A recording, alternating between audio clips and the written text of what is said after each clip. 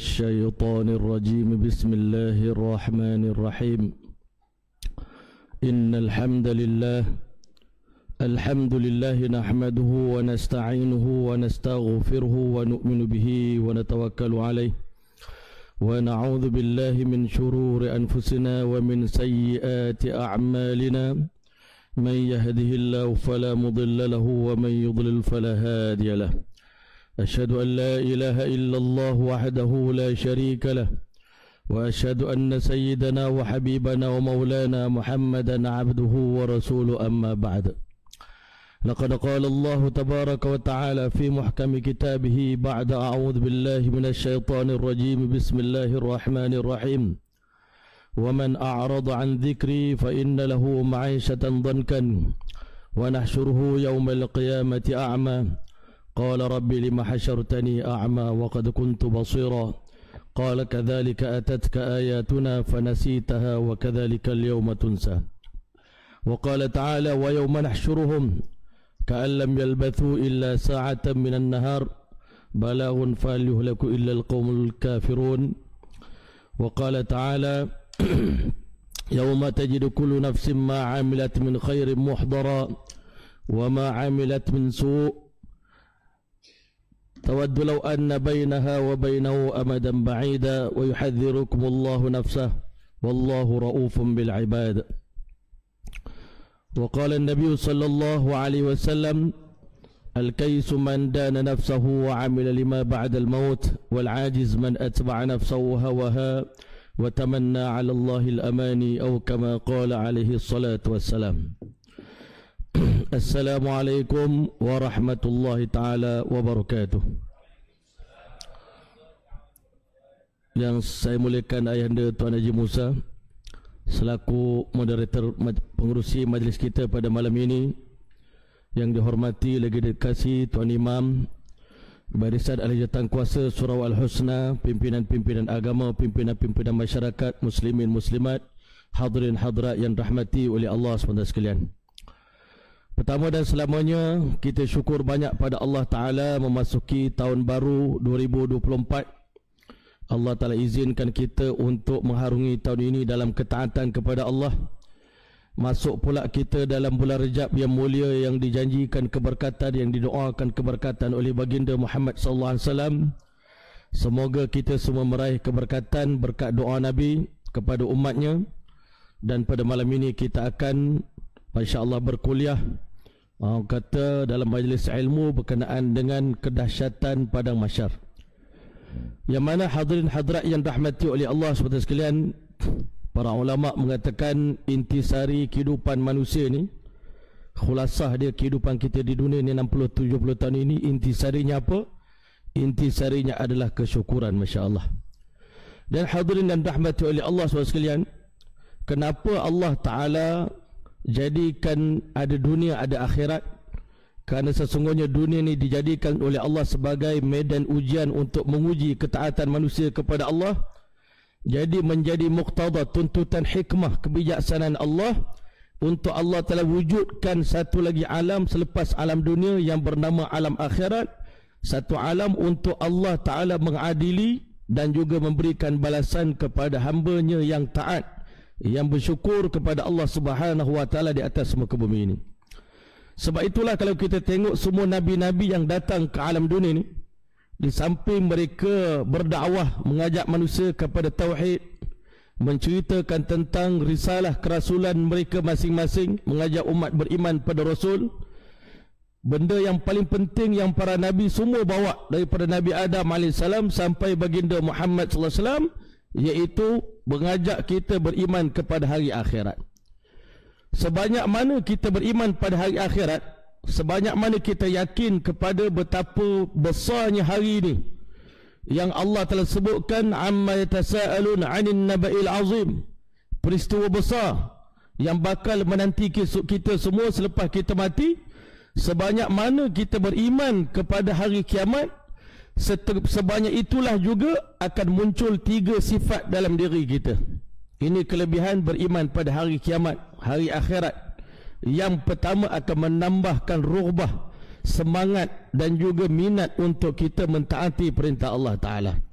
makin kita yakin pada hari akhirat, makin bertambah semangat kita nak taat pada Allah Ta'ala. Makin bertambah kita kuat untuk bersabar di atas ujian yang kita tanggung di atas muka bumi ini. Yang kedua, akan datang perasaan takut untuk melakukan maksiat kepada Allah, kerana kita tahu tidak ada satu pun perkara yang kita buat di atas muka bumi ini terlepas daripada catatan Allah, dan di hari kiamat nanti semuanya akan dipertanyakan oleh Allah Subhanahu Wa Taala kenapa dan mengapa kita buat dosa tersebut. Dan yang terakhir sekali, yang paling penting, kenapa Allah Ta'ala jadikan alam akhirat? Supaya kita di atas muka bumi ni, tuan-tuan, kalau kita kehilangan sesuatu, Masya Allah, kita hilang harta, kita hilang nyawa, kita hilang pangkat, kita hilang darjat, kita tak akan bersedih, kita tak akan kecewa dan putus asa. Sebab apa? Likai la ta'saw ala ma fatakum wa la tafrahu bima atakum, supaya kita tidak kecewa di atas apa yang kehilangan daripada kita, kerana kita yakin tidak ada benda yang kekal di atas muka bumi ini. Kalau kita kehilangan harta, kita yakin harta tak kekal. Kalau kita kehilangan orang yang kita sayang pun, kita redha pada Allah, kerana hakikat sebenarnya tidak ada benda yang kekal di atas muka bumi ini. Allah buat dunia ini pada hari pertama Allah ciptakan alam semesta ini. Allah telah berniat satu hari nanti dunia yang begitu indah ini akan dibinasakan oleh Allah Ta'ala. Pada hari itu matahari akan dihancurkan oleh Allah, bulan akan dihancurkan oleh Allah, bintang-bintang akan berguguran, langit akan terpecah. Waktu itu, tuan-tuan dan rahmati Allah, berlakunya hari kiamat. Jadi tuan-tuan yang mulia, menyebut tentang hari kiamat ni, tuan-tuan, Masya Allah, kita selalu diajarkan tentang ilmu akidah ni di sekolah, Masya Allah. Daripada kecil lagi kita boleh bilang rukun iman. Kalau tanya pada budak kecil berapa rukun iman, dia boleh bilang beriman pada Allah, beriman pada Rasul, beriman pada kitab, beriman pada Masya Allah, hari kiamat, beriman pada qada dan qadar, ya, beriman pada apa lagi? Para malaikat, ya, 6 rukun iman.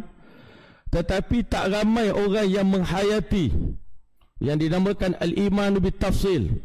Iman yang ada dua, iman secara ijmal, secara rambang, sebut secara rambang, beriman pada Allah, beriman pada malaikat, boleh bilang.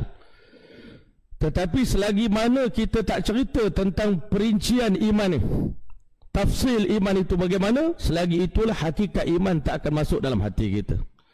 Nak betul-betul yakin tentang gambaran akhirat, nak tak nak kita kena cerita perincian iman tadi. Sebagaimana pada malam ini kita akan cerita tentang apa itu padang mahsyar. Bila kita buka lembaran Quran dan hadis, betapa Al-Quran dan hadis membayangkan bumi mahsyar ni bumi yang sangat menakutkan, Masya Allah. Setelah Allah hancurkan bumi ni, dunia ni Allah Ta'ala hancurkan, dan Allah Ta'ala genggam 7 petala langit dan 7 tala bumi dalam genggaman Allah Ta'ala. Dan Allah bertanya, limanil mulkul yaum, milik siapakah kerajaan pada hari ini? Waktu itu semua makhluk telah terdiam, tidak ada siapa yang mampu menjawab, hanya Allah yang menjawab, lillahil wahidil qahar. Kerajaan yang berkuasa pada hari ini adalah milik Allah Ta'ala yang esa, yang maha pemaksa. Di waktu itulah Allah Ta'ala biarkan dunia ini dalam keadaan sunyi sepi, dan selepas itu Allah buat keputusan untuk bangkitkan kita di satu alam yang baru, bumi yang baru. Sebenarnya perjalanan kita di dunia ni adalah stesen yang ketiga yang kita telah lalui dalam hidup kita. Selepas dulunya kita dihidupkan di alam roh, kita turun seketika dalam alam rahim 9 bulan 10 hari dalam perut mak kita. Dunia ini stesen ketiga, kubur adalah stesen nombor 4, dan the next station selepas kubur adalah padang mahsyar. Menggambarkan apa itu mahsyar, Nabi besar kita Muhammad SAW beritahu, ardun bayda afra. Bumi mahsyar ni landscape dia, Masya Allah, pasir-pasir, Masya Allah, yang warna putih, keputihan seperti tepung-tepung yang kemerah-merahan, putih kemerah-merahan. Yang paling hebat sekali disebut, laisa fiha ma'lamun li ahad, laisa fiha ma'laman li ahad. Tidak ada petunjuk bahawasanya bumi ini dimiliki oleh sesiapa. Kalau di dunia ni, Masya Allah, kita berjalan di Kuala Lumpur ni, tuan-tuan, Masya Allah, hampir semua tanah telah dihuni dan dimiliki oleh orang. Ini tanah siapa? Ini tanah kerajaan. Ini tanah siapa? Ini tanah Datuk si Fulan. Ini tanah siapa? Ini tanah Tan Sri. Ini bagi balik kampung, ini tanah pusaka. Ini tanah kubur. Maknanya tanah ini dimiliki oleh orang. Tetapi hebatnya padang mahsyar, kita bukan sekadar tak ada tempat tinggal. Dekat dunia ni, semiskin-miskin manusia pun, kita boleh cakap saya tinggal selai sepinggang saja. Saya duduk berbumbungkan langit. Orang kata berlantaikan bumi, tapi kita masih ada tempat tinggal, tempat berteduh. Tapi padang mahsyar ni tidak dimiliki oleh sesiapa. Allah Ta'ala nak buktikan walaupun dunia ni Malikul Mulk, raja segala raja adalah Allah. Dunia ni milik Allah, tapi Allah Ta'ala wariskan dunia ni kepada kerajaan-kerajaan tertentu untuk ditadbir, untuk sebagai ujian kepada kita, bahawasanya kita rasa ini tanah kita punya, ini harta kita punya. Tetapi nanti di padang mahsyar, ketika mana Allah Ta'ala bertanya kepada kita, wa ma adraka ma yaumuddin, tahukah kamu apakah itu hari pembalasan? Yauma la tamliku nafsun li nafsin syai'a. Pada hari di mana pada hari itu, hari ini orang yang memiliki berbagai-bagai benda. Hari ini kalau kita nak kata kita apa kedana pun, sekurang-kurangnya kita masih ada baju selai sepinggang kita pakai. Nanti di hari kiamat, raja pun tidak ada pakaian. Raja pun tak ada tempat tinggal. Raja pun tak ada tempat berteduh. Orang biasa pun sama, dibangkitkan dalam keadaan hufatan, berkaki ayam, uratan, bertelanjangan, ghurlan ghaira makhtun, dalam keadaan belum berkhatan. Nak beritahu padang mahsyar adalah hak milik mutlak Allah Ta'ala, tak ada milik siapa-siapa. Dan di hari itu Allah beritahu, yauma la tamliku nafsun li nafsin syai'a. Hari di mana tidak ada lagi pemilikan seorang ke atas orang lain. Di dunia ni kita kata ini isteri kita punya, ini harta kita punya, kita boleh bagi harta kita pada orang lain. Hari itu seorang ayah, wattaqu yawman la yajzi walidun an waladih, seorang ayah pun tak boleh membalas apa-apa pada anak. Nak bagi syafaat untuk selamatkan anak tak boleh. Masya Allah, hebatnya bumi mahsyar ini. Waktu itu tak ada siapa pun memiliki walau sehelai kain untuk dia pakai. Dia tak memiliki walau sebatang payung untuk menutup kepala dia yang panas. Masya Allah. Tambahan waktu itu matahari didekatkan oleh Allah sedekat 1 mil di atas kepala. Cuma hanya saja pada waktu itu matahari punya cahaya dihilangkan oleh Allah, tetapi kepanasan matahari dikekalkan oleh Allah Subhanahu Wa Taala. Maka bangkitlah manusia di padang mahsyar. Hebatnya Allah Ta'ala ni tuan-tuan, hebatnya gerunnya padang mahsyar ni. Hari ni kebanyakan kita orang kafir sangka lepas mati selesai. Sebab apa? Badan kita dah jadi hancur lebur, dah jadi debu, kan? Tulang belulang kita dah hancur, macam mana disebut dalam surah Yasin, may yuhil azama wa hiya ramim. Siapa mampu menghidupkan kembali tulang yang dah reput, tulang yang dah hancur? Qul yuhiha alladhi ansha'aha awwala marrah. Allah jawab, wahai Muhammad, sampaikan berita ini kepada umat kamu yang ingkar, yang mengingkari kewujudan hari kiamat, yang mengingkari kewujudan padang mahsyar, perhimpunan di padang mahsyar, hari yang sangat menakutkan, hari yang sangat penting dalam hidup kita, yang mana Allah Ta'ala beritahu, qul yuhiha alladhi ansha'a awwala marrah, Allah yang menghidupkan kamu buat kali pertama kali. Dulu kamu tak wujud, tapi diwujudkan oleh Allah.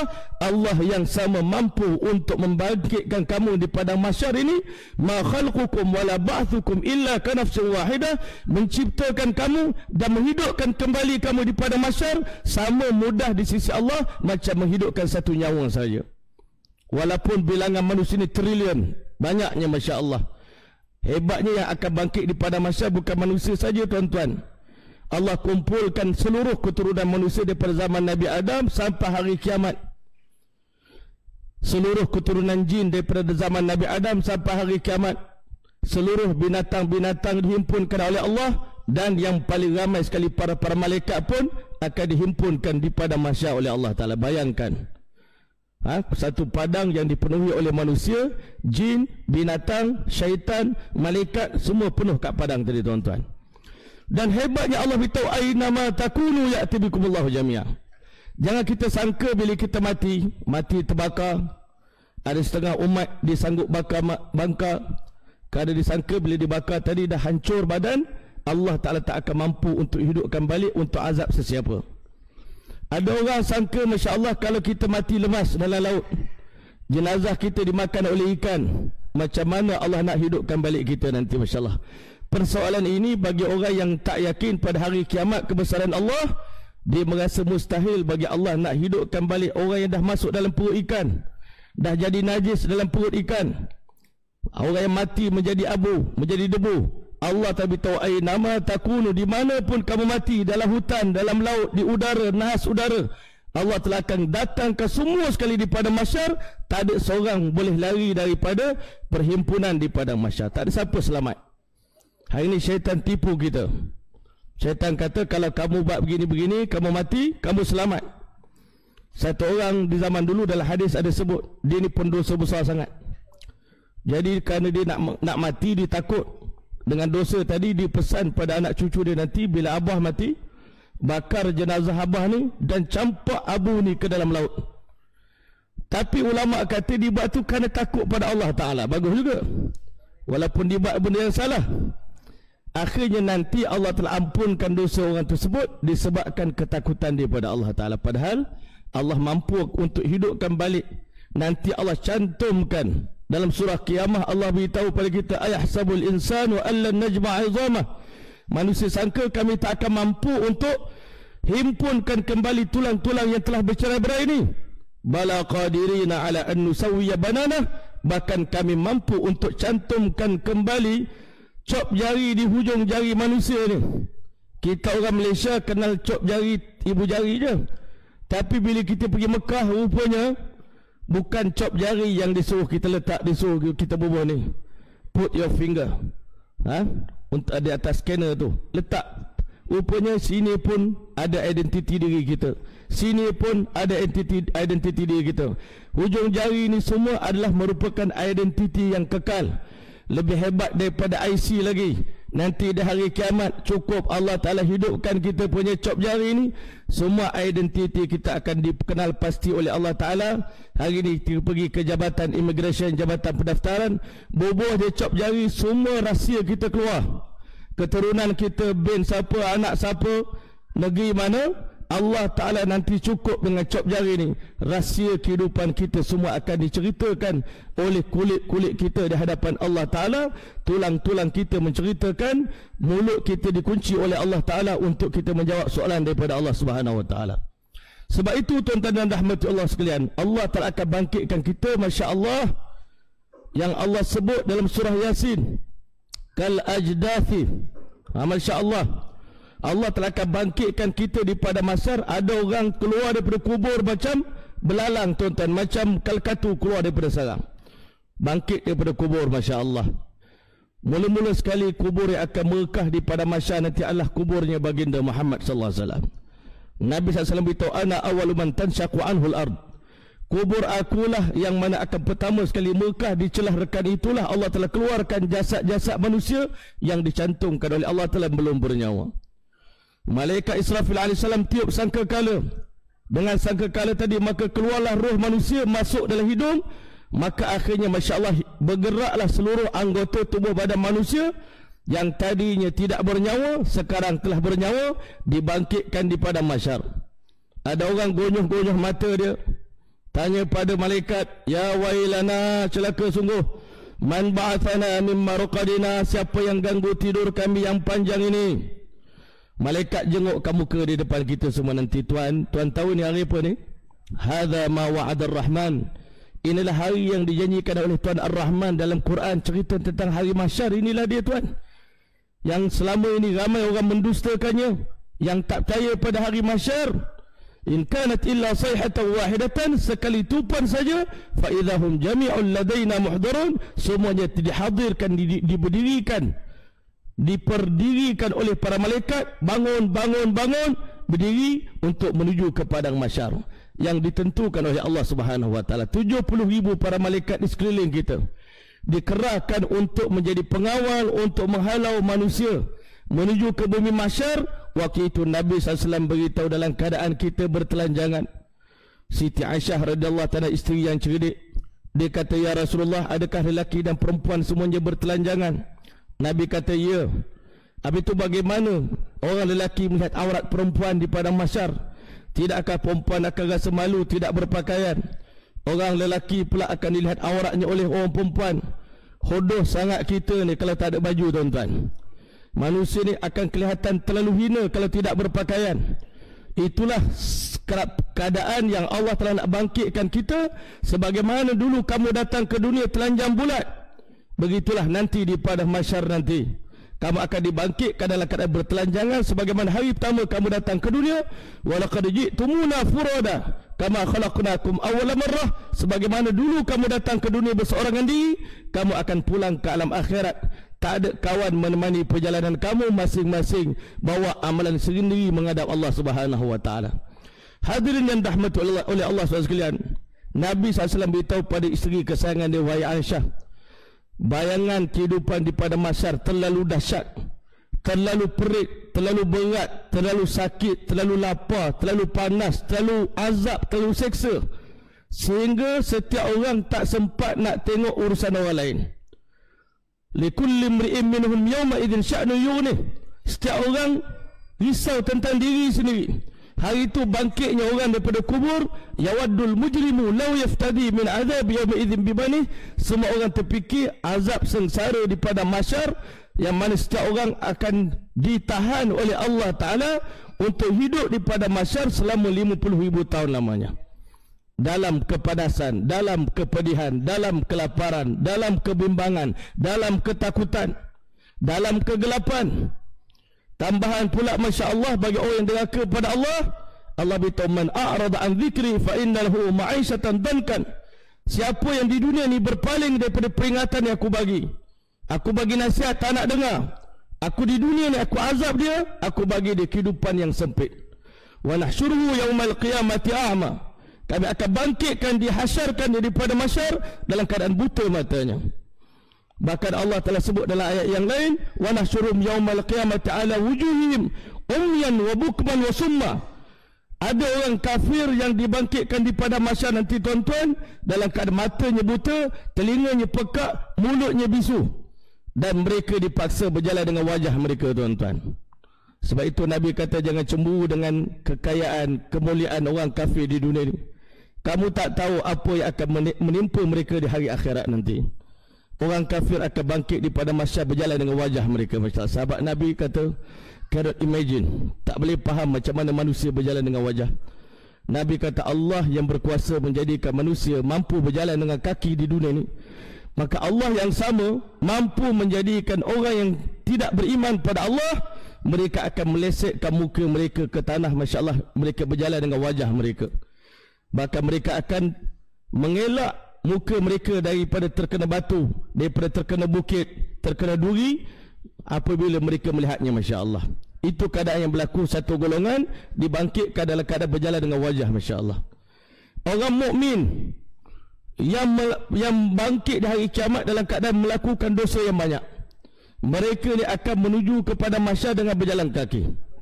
Sementara orang mukmin yang berjalan di pada mahsyar, bangkit di pada mahsyar dalam keadaan beriman pada Allah, taat kepada Allah, maka mereka akan menaiki kenderaan unta, tuan-tuan, untuk menghadap Allah Subhanahu wa taala. Waktu itulah hadirin yang dirahmati oleh Allah sekalian, Allah Taala akan pisahkan wajah orang beriman. Orang beriman bangkit di pada mahsyar, wajah mereka wujuhun yawma idzin musfirah, wajah mereka bercahaya. Yauma tabyaddu wujuhun wa taswaddu wujuh. Hari di mana orang beriman, kesan daripada amal soleh yang dibuat di dunia ni, kesan wuduk, kesan Quran, kesan zikir, kesan mengaji, kesan dia sahabat dengan alim ulama, wajah dia akan putih bercahaya. Ada di antara mereka yang bercahaya seperti cahaya matahari. Ada di antara wajah orang beriman bercahaya seperti sinaran bulan. Ada wajah orang beriman yang bercahaya seperti cahaya bintang. Dan keluar daripada tubuh badan mereka bau yang sangat wangi. Masya Allah, menandakan mereka ni orang yang bertuah di hari kiamat nanti. Sementara orang kafir ataupun orang yang ingkar pada Allah Ta'ala dibangkitkan di pada mahsyar dalam keadaan wajahnya hitam legam dan keluar bau busuk daripada tubuh badannya. Dia akan membaca doa ini, ya hasrata ala ma farratu fi jambillah. Alangkah menyesalnya aku kerana aku di dunia ini terlalu banyak melanggar perintah-perintah Allah. Wa in kuntu laminas sakhirin. aku termasuk orang yang mempersendakan hari kiamat, tak percaya hari kiamat. Hari ini tuan-tuan, orang yang berani buat dosa adalah orang yang tak yakin pada hari kiamat. Kalaulah dia yakin pada hari kiamat, di mana pun dia berada, dia tak akan berani buat dosa.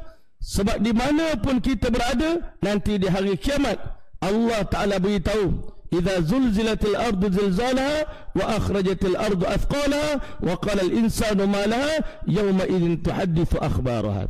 Pada hari di mana bumi-bumi ini, sebab itu ulama kata kenapa nanti di pada mahsyar Allah tukar bumi baru. Allah Ta'ala tak akan hisap kita di atas bumi yang sekarang ni, sebab bumi ini penuh dengan kezaliman, bumi penuh dengan dosa. Tak mungkin Allah Ta'ala akan mengadili, menghakimi kita. Tadi imam baca alaihissallahu bi ahkamil hakimin. Bukankah Allah Ta'ala hakim yang terhandal, hakim yang terhebat? Tuan-tuan mulia, hakim ini dia tak akan mengadili kita di tempat maksiat. Sama macam mahkamah dunia, bukan tempat orang bunuh orang tu kita nak hukum dia. Kita akan bawa dia dalam satu mahkamah, Masya Allah. Dan Allah jadikan bumi mahsyar di bumi yang begitu luas. Kita bukan diadili tempat kita bangkit daripada kubur. Kita diperintahkan oleh Allah bergerak menuju ke satu lokasi yang sebagian ulama mengatakan lokasi itu sekarang berada di negeri Syam, Masya Allah. Itulah lokasi yang dipanggil Ardul Mahsyar wa Ardul Mansyar. Bumi mahsyar nanti lokasinya di dunia ni seolah-olahnya mungkin bumi ini akan berkembang jadi besar, tetapi lokasi pusat untuk Allah telah mengadili adalah di bumi Syam, Masya Allah. Hadirin dan rahmati oleh Allah sekalian, bergeraklah manusia dengan amalan masing-masing.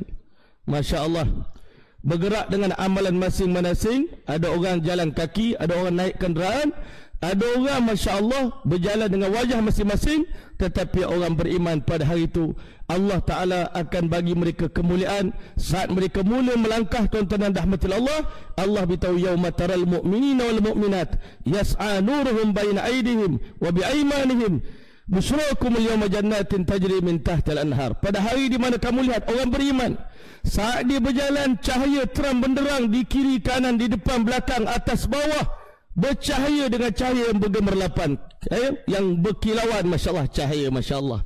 Cahaya ini bukan datang daripada lampu, tuan-tuan. Cahaya ini datang daripada amalan yang kita buat di dunia ini. Hari ini kita tak nampak lagi manfaat ibadat yang kita buat, tuan-tuan. Kalaulah kita tahu betapa pentingnya amal ini, tuan-tuan, amal inilah menjadi pencerah ataupun orang kata cahaya yang akan menerangi perjalanan kita yang begitu gelap, tuan-tuan. Alam akhirat begitu gelap, walaupun matahari satu jengkal di atas kepala kita. Saat kita nak berjalan, tuan-tuan, dengan kepanasan matahari tadi, semua orang nak lari daripada kepanasan, tapi tak boleh, sehingga keluar peluh mengikut kadar dosa masing-masing. Dan air peluh itu lebih panas daripada minyak yang mendidih, tuan-tuan. Nabi beritahu ada orang yang kerana dosa dia di dunia ini tak sempat bertaubat pada Allah, kadar peluh dia naik separas buku lalinya, Masya Allah. Walaupun parah buku lali pun tetap tak selesa, tuan-tuan, nak berjalan. Dengan kalau kita berjalan dalam air panas, walaupun air minyak panas tu sampai buku lali pun tak boleh juga kita melepuh kaki kita, tuan-tuan. Ada orang nanti di hari kiamat diuji oleh Allah disebabkan dosa dia yang begitu banyak. Sekarang semua orang sayang dengan dosa, tuan-tuan. Kita ini sensitif, kalau orang tegur kita buat dosa ni, kita akan ada orang berasa hati bila kita tegur dia buat dosa, tuan-tuan. Dia kata aku sayang ni benda ni, aku nak bawa dia masuk dalam kubur sekali dengan aku, Masya Allah. Nanti dah hari kiamat baru menyesal. Semua orang, Masya Allah, Allah telah beritahu kalau boleh amadam ba'ida, antara dia dengan dosa tu dijauhkan sejauh timur dengan barat. Kalau boleh dosa dijauh daripada pandangan mata, tak nak tengok dosa. Tapi tuan-tuan, amalan yang kita buat di dunia lah akan menemani perjalanan kita, Masya Allah. Orang yang beriman ada cahaya. Orang yang tak beriman pada Allah, dia akan jalan sepak batu di padang mahsyar. Sebab itu, tuan-tuan rahmat Allah, perjalanan di padang mahsyar sangat berat dan sangat, Masya Allah, panjang. Perjalanan sangat jauh, tuan-tuan. Dan lebih-lebih lagi tidak ada payung untuk menerangi, menaungi kita. Kepanasan yang begitu dahsyat. Ada orang kata Nabi, dia peluh dia naik separas telinga sampai dia tenggelam dalam peluh dia, Masya Allah. Allah Ta'ala uji di padang mahsyar berbeza orang. Sementara orang beriman, Allah Ta'ala beritahu la yahzunuhumul faza'ul akbar. Mereka tak akan dikejutkan, Masya Allah. innal ladzina sabaqat lahum minnal husna, mereka yang kami takdirkan mereka akan mendapat kebaikan di dunia dan di akhirat, ulaika anha mubadun, mereka ni terselamat daripada segala ketakutan itu. Orang yang taat pada Allah dihilang ketakutan di padang mahsyar. Orang yang deraka pada Allah dia akan diuji oleh Allah dengan ketakutan. Allah bersumpah dalam hadis kursi, wa izzati wa jalali, demi kemuliaanku dan demi kehebatan aku, la ajma'u fi 'abdi amnain wa khaufain, aku tak akan himpunkan dalam hati mana-mana hamba aku ni dua perasaan takut dan dua perasaan gembira. In amantu fid dunya, siapa yang di dunia ni aku bagi keamanan, aku bagi keseronokan, aku bagi kebahagiaan, hidup di dunia happy, tak pernah susah, akhwaftuhu fil akhirah, aku akan gerunkan hatinya di hari kiamat nanti. Tetapi sebaliknya, siapa yang hidup di dunia dengan penuh ketakutan, sebab itu ciri-ciri orang selamat masuk syurga di alam akhirat adalah inni zanantu anni mulaqin hisabiyah. Kenapa saya berjaya pada hari ini? Saya hidup di dunia dengan penuh berhati-hati, saya buat amalan sungguh-sungguh sebab saya tahu inni zanantu anni mulaqin hisabiyah. Aku pasti akan bertemu dengan hisab, sebab itu dia akan masya-Allah sentiasa menjaga diri dia. Sebab itu tuan-tuan dan rahmatullah, Sayyidina Salman Al-Farisi radhiyallahu ta'ala, dia beritahu salah satu ahzanatni, di dunia ni ada tiga benda yang bila mana aku teringat tiga benda ni, ahzanatni wa abkatni, menjadikan aku duka cita dan menyebabkan aku menangis teresak-esak. Ada tiga benda yang menyedihkan aku di dunia ni. Yang pertama dia kata firaqu Muhammadin wa hizbah, detik yang paling berat di dunia adalah berpisah dengan baginda Muhammad sallallahu alaihi wasallam dan para sahabat. Ini benda paling sedih bagi sahabat Nabi, Muhajirin dan Ansar, terutama orang Madinah. Sangat sedih berpisah dengan baginda Muhammad sallallahu alaihi wasallam. Tak dapat dibayangkan. Jangan kata sahabat Nabi, unta Nabi yang bernama Qaswa pun tuan-tuan selepas Nabi wafat disuruh makan, tak nak makan, dia menangis, air mata keluar tak berhenti-berhenti sampai dia mati tuan-tuan. Ini seekor unta yang mencintai Rasulullah sallallahu alaihi wasallam. Bayangkan sahabat Nabi yang hari-hari tengok Nabi, makan sama dengan Nabi. Sebab itu sahabat Nabi kata dalam dunia ni kalau ada benda yang boleh menyedihkan kami, hanya tiga benda saja. Yang pertama, berpisah dengan baginda Muhammad SAW dan para sahabat. Yang kedua, dia beritahu wahaulil matla', ketakutan melihat lubang yang hari ini kita belum pernah tengok, lubang kubur, Masya Allah, yang sangat menakutkan. Hari ini kita bila sebut kubur, kita tak rasa apa-apa, perasaan bimbang. Orang Melayu ni kalau sebut kubur, dia takut hantu kubur. Kata jangan pergi kubur malam Jumaat, ada hantu, kan? Kita pun tak faham macam mana kita telah rosakkan akidah anak cucu kita. Malam Jumaat tak boleh pergi kubur sebab ada hantu malam Jumaat. Sedangkan itulah malam bagus kita ziarah kubur. Tengah malam mengingatkan alam akhirat. Nabi selalu juga ziarah kubur pada waktu malam. Nabi ajar bukan takut hantu kubur, takut seksa kubur tu. Orang dalam kubur tu kalau Allah tunjukkan azab kubur kepada kita, tak ada siapa berani kebumikan jenazah. Tapi hari ini Allah kesian kat kita, Allah tutup mata kita, tak nampak azab kubur. Tak dengar bunyi orang meraung dalam kubur tu, jeritan itu kita tak dengar, supaya Allah Ta'ala nak bagi kita tenang-tenang di dunia ni. Kalau tak, tuan-tuan tak boleh minum teh tarik dekat kedai mamak sebelah ni, kan? Nak minum macam mana dengar orang menjerit, kan? Nak semayang dengar orang menjerit, duduk dalam tandas dengar orang meraung. Tak boleh buat apa kita dekat dunia ni. Nak kerja macam mana, Allah tutup telinga kita, tak bagi dengar. Kalau Allah bagi kita nampak, Rabbana absarna wa sami'na, waktu itu tuan-tuan kami dah nampak, kami dah lihat, kami dah dengar, inna muqinun, kami dah yakin ya Allah. Kalau Allah buat gitu, penuh masjid kita insya-Allah, kan? Kalau Allah Ta'ala buka semua tu, malam ni tak payah dakwah beria tuan-tuan, tak payah pergi rumah ke rumah, tak payah jemput. Dengar bunyi orang meraung je dalam kubur, semua penuh datang masjid, masya-Allah. Bukan sekadar apa ni, bukan sekadar penuh masjid. Nabi kata wallahi, demi Allah, lau ta'lamuna ma a'lamu, kalaulah kalian tahu apa yang aku tahu, kalian tengok apa yang aku nampak, kalian dengar apa yang aku dengar, la dhahiktum qalilan, kamu akan sedikit ketawa, wala bakaitum kathiran, kamu akan banyak menangis dalam dunia ini, wa ma taladzaztum bin nisa'i al furush, kamu tak akan lagi seronok dengan isteri kamu di atas hamparan tidur kamu, Wala kharajtum ila sa'udat, kamu akan lari ke dalam gua-gua, gunung-gunung di dunia ini, ke dalam hutan. Taj'aruna ila Allah, kamu akan meraung memohon perlindungan pada Allah, selamatkan kami daripada kedahsyatan azab di alam akhirat, wahai Allah. Hadirin hadirat yang rahmati oleh Allah sekalian, Sayyidina Salman Al-Farisi radhiyallahu anhu menambah lagi 3 perkara yang mendukacitakan aku dan hingga akan menyebabkan aku menangis dengan teresak-esak. Apabila yang ketiga, aku mengenangkan satu hari nanti kita semua akan berdiri di hadapan Allah Subhanahu wa taala, menghadap Allah Subhanahu wa taala. Karena sesungguhnya Nabi kita sallallahu alaihi wasallam telah bersabda, "Ma minkum illa sayukallimuhu rabbuh." Tidak ada seorang pun di kalangan kamu melainkan wajib akan bersoal jawab dengan Allah Taala terhadap apa yang kita buat di dunia ni. Satu, bersoal jawab tentang nikmat yang Allah bagi dekat kita ni. Satu, nikmat mata. Satu lagi, nikmat penglihatan dengan mata ni. Mata yang cantik tu satu nikmat. Dapat melihat dengan mata, berapa banyak guna untuk ketaatan, berapa banyak guna mata untuk maksiat, akan ditimbang oleh dan dipertanyakan oleh Allah Ta'ala. Yang kedua, nak tanya soal tentang mulut. Mulut, bibir yang cantik ini pun satu nikmat daripada Allah. Gigi yang cantik. Tapi bercakap, percakapan yang baik berapa banyak, bercakap bersia-sia, maksiat, mencarut, maki hamun berapa banyak, semua akan ditanya oleh Allah Ta'ala. Itu satu nikmat Allah nak tanya. Yang kedua, nak tanya tentang ketaatan kita pada Allah. Ibadat kita yang Allah suruh kita buat ni, buat betul-betul ke buat main-main. Yang ketiga, nak kena jawab tentang dosa yang kita buat, dipertanggungjawabkan. Yang seterusnya, hadirin dan rahmati oleh Allah sekalian, Allah Ta'ala nak tanya kepada kita perkara-perkara yang melibatkan soalan yang Nabi SAW sebut dalam sebuah hadis, tak berganjak kaki seorang hamba selagi mana tak selesai menjawab 4 soalan. An umrihi fima afnahu, kan? Dari tentang umur di mana kita habiskan 60 tahun di dunia ni, habis dekat mana? Ending hidup kita ni habis dekat mana? Kalau habis dekat padang bola, bukan tak kata tak bagus. Mungkin orang tu ahli semayang, kalau mati dekat padang bola pun alhamdulillah lah, tapi endingnya kurang baik.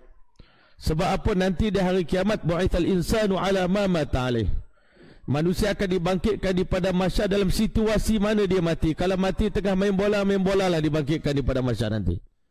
Kalau mati tengah buat ihram, tengah buat haji, dibangkitkan di padang mahsyar dengan bangun-bangun tidur dah ucap labbaik Allahumma labbaik. Labbaik la syarika lak labbaik. Innal hamda wan ni'mata lak wal mulk la syarika lak. Ini menunjukkan dia berjaya mengakhiri hidup dia dengan talbiyah, tuan-tuan. Baru ni musim haji yang baru ni, yang lepas saya menunaikan haji pada hari pertama raya haji tu. Lepas kita melontar, tuan-tuan, balik-balik, saya tengok depan mata saya 2 jenazah terbujur kaku dalam keadaan sedang memakai ihram, masya-Allah. Satu jenazah orang Mesir, satu jenazah orang Afrika. Mati kerana strok haba. Terlalu panas cuaca, masya-Allah. Kita orang Malaysia untung pergi haji duduk dalam kemah aircon, tuan-tuan. Orang Afrika ni mana ada kemah dia, duduk tengah panas, tuan-tuan. Kita bayangkan baru panas matahari dunia pun orang dah mati kena panas matahari dunia yang baru kepanasannya 50 darjah Celsius. Bayangkan panas matahari di padang mahsyar 99 kali ganda lebih panas daripada matahari di dunia ni. Kena matahari itu tak tahulah macam mana keadaan kita, masya-Allah. Tapi siapa yang dibangkitkan di padang mahsyar, siapa yang mati dalam keadaan sedang menunaikan umrah dan haji, dalam keadaan itulah dia bertalbiyah, masya-Allah. Orang mati syahid dibangkitkan di padang mahsyar, kata Nabi, dalam keadaan badan dia masih lagi berdarah, mengalir darah lagi, darah syuhada, masya-Allah. Warnanya warna darah tetapi baunya bau harum kasturi, masya-Allah. Orang yang di dunia ni pernah mengkhianati, pecah amanah, curi tanah orang, ambil harta barang-barang orang ramai, tuan-tuan. Allah Ta'ala beritahu, "Man yaghlul ya'ti bima ghalla yaumal qiyamah." Siapa yang pecah amanah terhadap barang yang diberikan amanah kepada dia, nanti digalungkan barang yang dicuri itu, tuan-tuan, di leher dia, masya-Allah. Orang semua tahu itu barang dicuri lah tu. Barang orang ramai, barang masyarakat. Dia ambil bawa balik ke rumah dia buat harta, masya-Allah. Itu semua kita jangan ingat semua selamat. Dekat dunia ni apa kita buat tak ada yang selamat. Dosa tidak terlepas, pahala pun tidak terlepas catatannya. Faman ya'mal mithqala dzarratin khairan yarah, buat baik sebesar zarah pun dia akan nampak pahala dia, kesan dia, manfaat dia, dia akan dapat untungnya di hari kiamat. Siapa buat dosa sebesar zarah, jangan kita ingat dosa kecil, dosa sebesar zarah pun kita akan takut. Kalau boleh dosa ni pun jangan dijauhkan daripada mata kita. Kita nak tengok pahala. Bila kita dibangkitkan di hadapan Allah Ta'ala nanti, tuan-tuan mulia, Allah Ta'ala beritahu nak tanya 4 soalan tentang umur di mana habis, yang kedua tentang zaman muda di mana kamu habiskan. Masya Allah. Bagi orang muda ni untung lagi lah, boleh lagi kita perbaiki. Tapi bagi orang yang dah tua, yang pernah melalui zaman muda tanpa taat kepada Allah, tak boleh buat apa-apa melainkan taubat dan qada, semayang, puasa, yang zakat, haji yang kita telah terlepas. Masya Allah. Kena qada balik, istighfar balik, taubat balik, bela balik, repair balik. Sebelum mati ni boleh repair lagi. Dah mati tak boleh repair dah, tuan-tuan. Allah telah nak tanya tentang soalan muda ni. Sebab muda ni satu nikmat yang besar, satu krim. Orang kata dalam kehidupan manusia di zaman muda lah. Tapi hari ni kebanyakannya Allah bagi zaman muda ni untuk supaya kita zaman muda tengah semangat nak buat baik. Patut dengan kekuatan yang kita ada ni kita boleh maksimumkan ketaatan pada Allah. Tapi syaitan tipu kita, relax lah bro, zaman muda lagi, engkau muda lagi, tunggu tua esok baru nak buat. Tua dah tak daya. Maknanya seumur hidup kita, kita gagal nak bagi yang terbaik untuk Allah Ta'ala. Sebab zaman muda kita tangguh-tangguhkan. Sahabat Nabi zaman muda lah diguna untuk agama Allah. Dalam peperangan Badar, tuan-tuan, 2 orang budak kecil umur 8-9 tahun bawa pedang dalam peperangan Badar. Tanya Sayyidina Abdurrahman bin Auf, pakcik, tunjuk kat kami mana satu Abu Jahal. Orang Madinah, anak orang Madinah tak kenal Abu Jahal. Anak orang Mekah kenal itu Abu Jahal tu. Anak orang Madinah tak pernah tengok Abu Jahal. Pakcik tolong tunjuk. Budak kecil bawa pedang melerik atas pasir nak bunuh Abu Jahal. Ini anak muda zaman Nabi SAW. Budak-budak kecil zaman Nabi. Anak muda zaman kita buat apa? Tuan-tuan, sedangkan kemudahan ini satu nikmat yang paling besar yang Allah bagi dekat kita. Dan keremajaan kita, kemudahan kita ni yang sepatutnya kita guna untuk agama Allah, untuk taat pada Allah, ditipu oleh syaitan, digunakan untuk tujuan deraka pada Allah. Soalan nombor 2, kita nak menghadap Allah Ta'ala ni, tuan-tuan. Bila dicerita ayat, diturunkan ayat yauma yaqumun nasu lirabbil alamin, pada hari di mana manusia akan berdiri depan Allah Ta'ala. Sahabat bila dipaham ayat ni, ditanya pada Nabi SAW, ya Rasulullah, siapa mampu nak berdiri depan Allah? Kalau hari ni, tuan-tuan, kita ada salah dengan raja, raja panggil kita menghadap dia dekat istana, sebenarnya masa nak berjalan tu pelutut dah nak jatuh dah, tuan-tuan.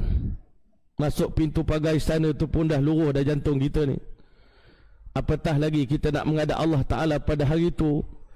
Kata ulama, Allah tunjukkan kemurkaan dia pada hamba dia. Allah nak tunjuk yang dia ni Malik Yaumiddin, raja yang berkuasa pada hari akhirat. Hari akhirat ni dipanggil Hadha Yaumuddin, ini hari pembalasan. Hadha Yaumul Fasli, hari ini hari keputusan. Hadha Yaumul Jam'i, ini hari perhimpunan. Hadha Yaumul Hasyr, hari perhimpunan.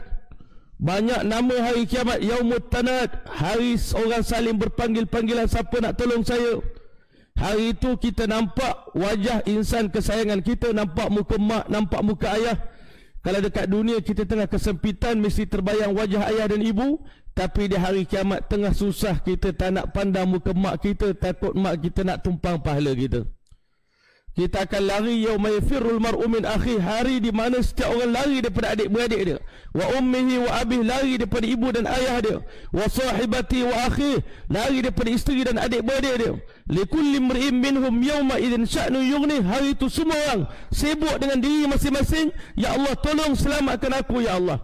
Yawaddul mujrimu, orang yang balik bawa dosa yang banyak di hadapan Allah, lau yaftadi min azab yaumi idzin bibani, kalau azab neraka pada hari ini dapat ditebuh dengan anak-anak aku ya Allah, tolong campak semua anak-anak aku ke dalam neraka Allah Ta'ala. Wa sahibati wa akhi, campakkan isteri aku, campakkan adik-beradik aku. Wa fasilati allati tuwi, kabilah, bangsa, keturunan yang di dunia selalu kalau kita buat silap, keturunan kita akan support kita, akan syafaat kita. Keturunan kabilah ni kalau dekat negara Arab, siapa buat salah, kabilah dia akan minta kerajaan selepaskan dia. Dia bunuh orang pun boleh dilepaskan kalau kabilah minta tolong. Tapi di hari kiamat, orang tengok azab neraka, kalau perlu campak kabilah saya, satu kabilah saya campak semua dalam neraka, ya Allah. Waman fil ardi jami'an, kalau perlu lempar seluruh manusia di atas muka bumi dikeliling aku ni Allah, lemparkan semua manusia dalam neraka, thumma yunjih, tetapi tolong selamatkan saya seorang. Sebab itu Sayyidina Umar radhiyallahu ta'ala anhu selalu beritahu dalam ucapan dia, seandainya diumumkan di hari kiamat semua manusia masuk neraka melainkan seorang masuk syurga, aku berharap yang seorang itu adalah Umar bin Khattab radhiyallahu ta'ala. Sebaliknya kalau diumumkan di hari kiamat nanti semua orang masuk syurga melainkan satu orang, aku tetap bimbang yang seorang itu adalah namanya Umar bin Khattab radhiyallahu ta'ala. Ini ketakutan para sahabat. Sahabat Nabi ini kadang-kadang dalam salat tahajud, pernah satu malam Sayyidina Abdullah bin Rawahah menangis dalam salat tahajud dengan teresak-esak. Kita hari ini menangis kerana duit tak ada, tuan-tuan. Lepas sembahyang doa menangis sebab apa? Duit dah tak ada ni dalam simpanan, nak bagi makan anak bini, nak beli pampers anak tak cukup. Itu tangisan kita terhadap kekurangan dunia kita, tuan-tuan. Sahabat Nabi menangis sampai tangisan dia tadi menyebabkan isteri dia terbangun, dan isteri pun ambil wuduk sembahyang tahajud sebelah dia, isteri pun berdoa dengan dia dan isteri pun menangis sekali. Habis dia berdoa, Masya Allah, isteri tanya, abang menangis kenapa tadi? Dia kata, abang menangis kerana abang teringat bila mana malaikat beritahu, Masya Allah. Sebab dalam Quran Allah telah beritahu, waqifuhum innahum mas'ulun. Mereka ni semua nak bergerak masuk ke syurga semua dah, tapi tahan mereka dulu, kerana semua tiap-tiap orang di kalangan mereka tak akan terlepas daripada pertanyaan daripada Allah Ta'ala. Kita hari ini ingat, Insya Allah Allah telah akan tanya kita, tapi mungkin simple-simple sudahlah interviewnya, Masya Allah. Kita ingat Insya Allah Allah telah akan hisap kita dengan hisap yang simple, Masya Allah. Sedangkan Nabi Muhammad SAW sendiri, Nabi yang tak pernah buat dosa dan silap, tuan-tuan, yang tak pernah kurang dalam ibadat pada Allah pun, Nabi minta dalam sembahyang dia, Allahumma hasibni hisaban yasira. Ya Allah, hisapkan aku dengan hisap yang mudah, ya Allah, tolong ya Allah. Nabi merayu pada Allah Ta'ala, padahal Nabi dah confirm dah masuk syurga tanpa hisap, tanpa azab. Tapi Nabi nak ajar kita, jangan pernah ada sesiapa pun yang rasa selamat di alam akhirat. Malam akhir bulan Ramadan, Nabi kejut Fatimah, wahai Fatimah, jangan kerana mentang-mentang kamu anak perempuan Muhammad SAW, kamu rasa selamat, kamu rasa puas hati, bangun sembahyang tahajud, Abah tak boleh selamatkan kamu di hari kiamat nanti. Fa inni la amliku laki minallahi syai'an. Abah tak memiliki apa-apa kehebatan, apa-apa kelebihan untuk selamatkan kamu, walaupun kamu anak perempuan Nabi SAW. Di hari kiamat nanti semua manusia menggigil ketakutan nak menghadap Allah. Tunggu saja pun dah bertahun-tahun, tuan-tuan. Allah Ta'ala belum buat keputusan untuk memulakan hisab. Bahkan waktu itu Allah tak nak bercakap dengan manusia, Allah tak nak pandang manusia, Masya Allah. Manusia sangat takut, Nabi pun tak berani. Semua Nabi-Nabi bila minta tolong beritahu Allah mulakan hisab. Semua Nabi-Nabi kata, lastulaha, aku tak layak nak jumpa dengan Allah, tak berani. Semua kami ada salah dan silap. Nabi Muhammad SAW merayu pada Allah, akhirnya Allah telah perkenankan. Nabi sujud kepada Allah, minta Allah telah segerakan hisab. Kerana umat aku dalam ketakutan, umat aku dalam kebimbangan, umat aku dalam kelaparan, umat aku dalam keletihan, umat aku sedang menangis, ya Allah. Dan engkau telah berjanji pada aku, ya Allah, di dunia dahulu, aku buat keputusan, semua Nabi-Nabi telah gunakan doa yang paling mustajab untuk hancurkan umat dia di dunia. Tapi aku simpan doa ini untuk umat aku di hari kiamat. Dan aku berjanji kau akan kabulkan permintaan aku, ya Allah. Hari itu dengan berkat syafaat Nabi SAW, Allah beritahu kepada Muhammad SAW, ya Muhammad, irfa' ra'sak, angkat kepala kamu, wasal ta'ta, minta apa saja permohonan yang kamu nak minta, wasfa' tu syafa', pilih siapa yang kamu nak bagi syafaat. Hari ini syafaat kamu akan diterima oleh Allah Subhanahu Wa Ta'ala. Allah Ta'ala kata, baiklah, tapi sebelum aku nak hisap umat kamu, Allah Ta'ala akan hisap binatang-binatang terlebih dahulu, Masya Allah. Wa idzal wuhush husyrat, apabila binatang-binatang buas dikumpulkan oleh Allah Ta'ala. Kita tengok National Geographic, singa makan jirafah, singa kacau itu, citah makan ini. kita ingat tak ada apa-apa. Sebenarnya ada apa-apa tuan-tuan. Di hari kiamat nanti semua binatang yang pernah menyakiti kawan dia, pernah tendang kawan dia, pernah tanduk kawan dia, pernah makan kawan dia tuan-tuan, semuanya akan dihisap oleh Allah dan akan dibalas oleh Allah Ta'ala, diqisaskan oleh Allah Ta'ala di hari kiamat. Siapa tanduk, dia akan dibalas kena tanduk balik. Siapa pernah gigit, dia akan digigit balik. Siapa pernah makan, dia akan dimakan balik. Kalau binatang pun tak lepas, manusia macam mana tuan-tuan? Hari ini kita ingat kita bunuh semut mudah-mudah tuan-tuan. Masya Allah. Masuk dalam tandas rumah kita, tengok semut banyak, ambil air, boom, kita pun Masya Allah, tak ada masalah. Sebenarnya tuan-tuan, kalau kita faham tentang hisab, kita buat gitu dekat dia, nanti di hari kiamat, Masya Allah, lebih-lebih lagi orang yang sombong. Sebab tu jangan sombong tuan-tuan. Orang sombong nanti di hari kiamat, dia dijadikan oleh Allah kecil. Sebab dekat dunia dia membesarkan diri dia. Hari kiamat nanti Allah jadikan orang sombong kecil macam semut. Orang berjalan di padang mahsyar tak nampak dia, pijak dia tuan-tuan. Orang yang makan riba tuan-tuan, dijadikan oleh Allah jambatan untuk keluarga Fir'aun, dan Fir'aun sendiri nak masuk ke neraka, pijak atas perut orang yang makan riba tuan-tuan. Hari ini, sebab itulah hari ini kita jangan kena rasa takut dengan dosa ni tuan-tuan. Jangan rasa sayang dengan dosa, boleh bertaubat. Kena sekarang kena lepaskan diri daripada dosa. Kalau tak, nanti di hari kiamat kita nak berjalan, dosa tu ikut dengan kita sekali tuan-tuan, menghadap Allah Ta'ala. Selepas Allah Ta'ala hisap semua, ambil qisas daripada binatang-binatang, Allah Ta'ala firman pada binatang-binatang ini, yaqul apa? Allah beritahu, kunu turaba, jadilah kamu semua jadi debu. Hari itu, yauma yanzurul mar'u ma qaddamat yadah, pada hari di mana semua orang dah melihat apa yang tangan dia, amalan yang lahir daripada tangan dia, apa yang telah diusahakan, telah nampak depan mata dia. Hari ini amalan kita tak nampak. Semayang, puasa, zakat, haji ni kita tak nampak di mana bendanya. Kita ingat tak ada apa-apa. Hari kiamat nanti Allah Ta'ala akan letakkan amalan kita ni ada bentuknya, Masya Allah. Surah Baqarah ada bentuknya, Masya Allah. Surah Ali Imran datang seperti burung yang bersayap tuan-tuan. Allah telah zahirkan. Ini amal-amal yang kita buat dekat dunia dulu, Masya Allah.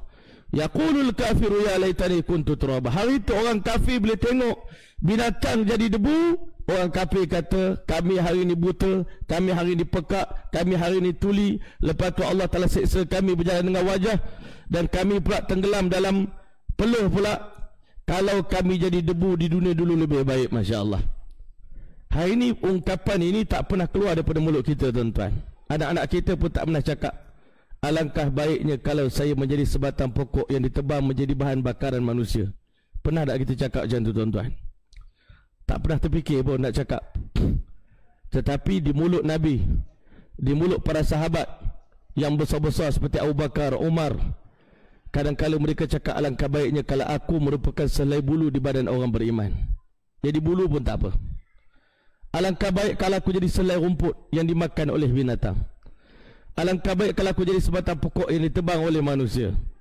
Sebab apa? Jadi benda-benda ni tak perlu takut akan hisab, tak perlu takut akan pertanyaan, tak perlu risau dah. Ini risau yang panjang. Risau dekat dunia ni, risau yang pendek, ada dia punya kesudahan dia. Takut-takut, lepas tu Allah bagi tenteram balik. Tapi ketakutan di pada masa ni berterusan. Selagi tak masuk syurga, selagi itulah tak tenteram. Abdullah bin Rawah tadi menangis sebab apa? Dia kata, bimbang bila mana Allah perintahkan abang melintas titian siratal mustaqim, yang mana titian siratal mustaqim itu lebih halus daripada selai rambut dan lebih tajam daripada bilah pedang. Waktu itu abang tak tahu abang selamat menyeberangi ke seberang sana atau tidak. Itu yang menyebabkan Abdullah bin Rawah menangis sepanjang malam. Hari ini ada tak sikit di hati kita kerisauan, kebimbangan, ketakutan tadi tuan-tuan? Hari ini kita rasa relax, tak rasa bimbang, tak rasa takut. Sebab apa? Cerita akhirat ni kita jarang dengar tuan-tuan. Sahabat Nabi ni hari-hari dengar cerita ni. Sampai Hanzalah bila dia dengar duduk dalam majlis Nabi, dia kata, aku terasa seakan-akan syurga neraka depan mata dah. Cuma bila balik ke rumah baru lupa. Lupa tengok wajah anak bini, terlupa. Dia keluar daripada rumah, dia kata, nafaqah Hanzalah, nafaqah Hanzalah, nafaqah Hanzalah, Hanzalah telah munafik, Hanzalah telah munafik, Hanzalah telah munafik. Abu Bakar kata, mana mungkin orang seperti Hanzalah munafik? Kamu ni mukmin yang sejati. Kenapa kamu mengaku kamu munafik? Dia kata, tadi sewaktu kita semua duduk dalam majlis Nabi, Nabi cerita akhirat, syurga neraka pada masa, kita terasa seakan-akan kita berada di sana. Bila balik ke rumah, Masya Allah, tengok muka anak bini, buka feed TV, Masya Allah, buka handphone, Facebook, WhatsApp, Instagram, TikTok, habis semua lupa akhirat. Duduk dalam majlis ilmu, ingat sekejap, risau sekejap, takut sekejap. Sahabat Nabi, kalau Nabi cerita, tuan-tuan, terasa seakan-akan sedang berada di alam itu, tuan-tuan, insya-Allah. Sebab itu sahabat Nabi ni, masya-Allah, iman mereka sangat kuat. Bahkan di awal-awal Islam, Nabi banyak cerita akhirat berbanding dengan cerita benda lain. Sebab itu surah-surah Makkiyah, surah-surah Makkah ni yang turun di kota Mekah, semua pendek-pendek. Surah lazim tu, kebanyakannya cerita hari kiamat. Sebab itu sahabat Nabi ni dah bermula Islam mereka dah dicerita tentang hari kiamat. Sebab itulah tuan-tuan, anak-anak orang Islam pun kadang-kala, tuan-tuan, dia tengok mak dia masak, mak dia bubuh kayu kecil, lupa kepada bubuh kayu besar, anak menangis. Masya Allah, anak orang Islam besar-besar ni menangis tengok mak masak. Bila orang tanya kenapa, mak dia tanya kenapa abang menangis, dia kata, abang teringat agak-agaknya beginilah keadaannya di hari kiamat nanti. Bila mana Allah nak menyalakan api neraka, sebagaimana di dunia ni, mak bubuh kayu kecil dulu, baru bubuh kayu besar. Agak-agaknya nanti di hari kiamat, sebelum Allah panaskan api neraka, Allah bubuh kanak-kanak dulu sebelum Allah Ta'ala campak orang tua. Ini fikir budak kecil, walaupun benda itu tak betul. Nanti di hari kiamat, semua manusia ni sebaya, seumur belaka. Kama bada'na awwala khalqin nu'iduh, sebagaimana kami mulakan penciptaan setiap orang manusia, begitulah dalam keadaan itu kami akan bangkitkan mereka di padang mahsyar. Walau Allah Ta'ala akan bangkitkan kita semua dalam keadaan begitu, tuan-tuan, Masya Allah. Jadi hadirin yang rahmatillah, setelah Allah Ta'ala hisap binatang-binatang dan semua binatang dah jadi debu, waktu itulah Allah Ta'ala jemput umat Muhammad SAW akan diadili oleh Allah Ta'ala. Nama saya, giliran saya jatuh ke nombor berapa bilion tak tahu. Tapi selagi tak habis, umat Nabi Muhammad ni 500 tahun tempohnya untuk penghisaban umat Nabi Muhammad SAW, setengah hari, tuan-tuan. Nak menunggu tu. Kalau menunggu atas kursi tak apa, menunggu dalam aircon tu masih okey lagi, masih mendingan, kata orang Indonesia tu, tuan-tuan, masih mendingan pak. Tapi kalau menunggu sambil berdiri, tuan-tuan, dalam panas, dan tak ada sikit pun nak kata nak makan sikit-sikit, tak ada. Melainkan orang beriman yang waktu itu Allah telah letakkan mereka ni 7 golongan di bawah naungan arsy ilahi. Sebelum Allah mulakan hisab, Allah jemput para Nabi duduk di bawah naungan arsy. Yang arsy Allah Ta'ala itu sangat besar, tuan-tuan, diletakkan di bawahnya, Masya Allah, mimbar-mimbar daripada permata. Dan atas timbunan-timbunan kasturi, ada kasturi hitam, ada kasturi kuning, tuan-tuan. Nabi-Nabi duduk di atas mimbar masing-masing dengan kemuliaan mereka. Allah bagi pakaian pada mereka, Allah bagi minuman dan makanan sikit pada mereka, yang ringan-ringan, tuan-tuan, Masya Allah. Dan waktu itu, tuan-tuan, Allah jemput pula, Masya Allah, di manakah para a'immah, para alim ulama duduk di belakang para Nabi, orang mati syahid di belakang para Nabi. Di manakah para muazzin dijemput untuk duduk mengambil kerusi masing-masing. Sekarang ni dalam majlis-majlis besar-besar, tuan-tuan, kalau kita pergi kat belakang kerusi tu ada nama kita, tuan-tuan, Allahu Akbar. Kita rasa cukup best lah majlis hari ni. Sebab apa? Kita diraikan, pada kerusi tu ada nama kita. Bayangkan di bawah teduhan arsy Allah Ta'ala, kalau tercatat nama Tuan Haji Musa pada kursi itu, tuan-tuan, Masya Allah, betapa bangganya kita, Masya Allah. I'm very proud, nama saya ada pada kursi itu, Masya Allah. Bayangkan kalau nama kita ada kat situ. Allah Ta'ala jemput, di manakah orang yang berkasih sayang di dunia semata-mata kerana aku? Hari ini aku tempatkan kalian di bawah naungan arsy Allah Ta'ala. Di manakah imam yang adil? Imamun adilun, pemimpin yang adil, duduk di bawah naungan arsy Allah Ta'ala. Remaja yang membesar dalam keadaan taat kepada Allah, jemput, mari duduk sini. Yang ketiga, lelaki yang bagi sumbangan sedekah, tangan kanan tak tahu, tangan kiri tak tahu apa yang tangan kanan dia sedekahkan. Yang keempat, anak muda yang mana hati sanubarinya sangat dekat dengan masjid, rindu pada masjid, selalu datang ke masjid. Ambil tempat kamu di bawah naungan arsy, tak perlu panah-panah macam orang lain. Allah jamu kita sejuk macam duduk bawah aircon, tuan-tuan. Allahu Akbar. Selepas duduk bawah terik matahari, dengan peluh yang banyak dapat duduk bawah tu tuan-tuan, Allahu Akbar, leganya. Orang yang tak dapat duduk di bawah itu sangat menyesal, sangat cemburu tuan-tuan. Yang kelima, Masya Allah, anak muda yang mana Masya Allah mereka berkasih sayang antara satu sama lain kerana Allah Subhanahu Wa Taala.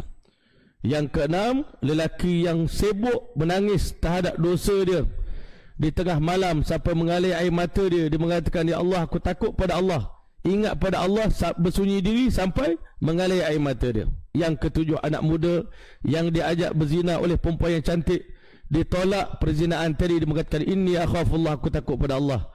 Allah jemput semua mereka duduk di bawah naungan arasy Allah Ta'ala. Orang yang banyak berzikir pada Allah di dunia ni. Nabi SAW beritahu apa? La yab'athanna Allah Ta'ala yawmal qiyamati aqwaman.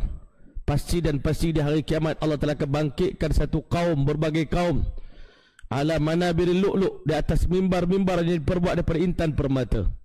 Fi wujuhihimun nur, terpancar di wajah mereka cahaya.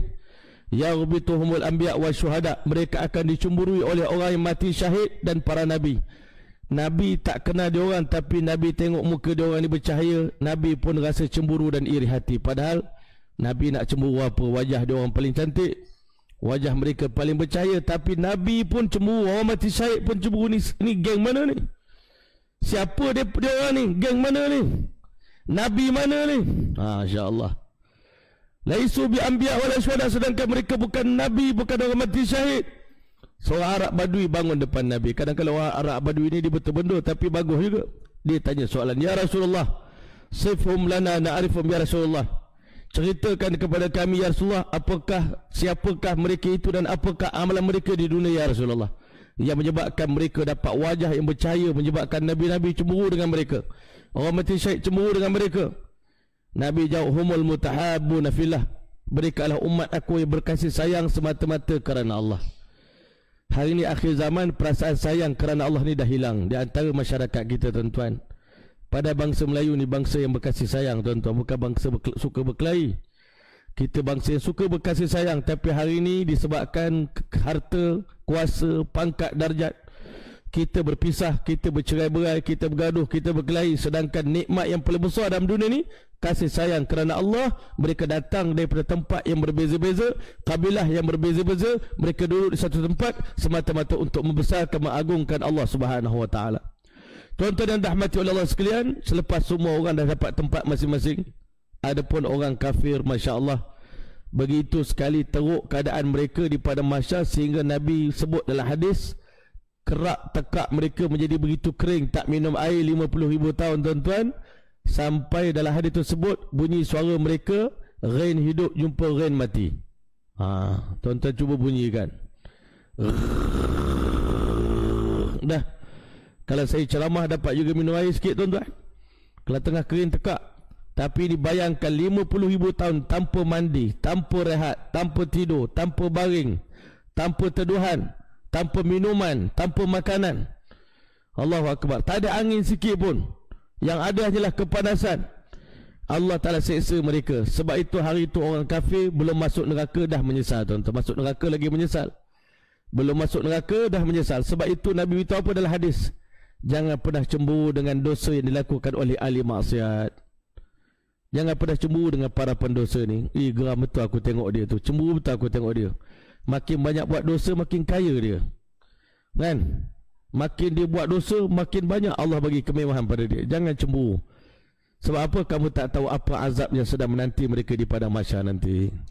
Bila tengok di padang mahsyar baru kita, ya Allah, bertuahnya aku, mujurlah jadi AJK masjid dekat masjid dunia dulu ya Allah.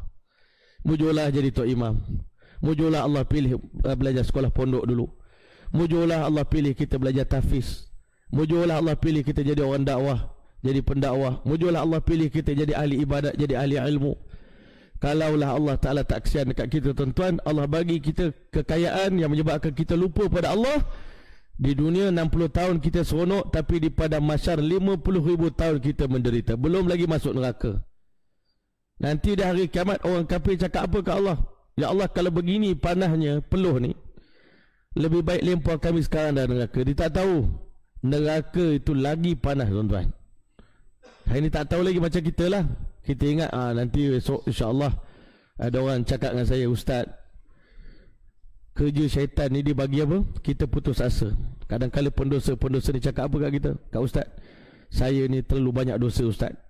Saya rasa kalau neraka tu ada lebih dalam daripada neraka yang ketujuh, neraka Hawiyah, mungkin Allah campak saya lagi dalam lagi.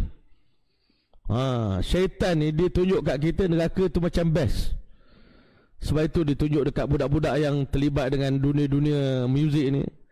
Dia anggap hell tu satu benda yang seronok. Hell kata kan. Neraka kan. Dia ingat neraka tu seronok.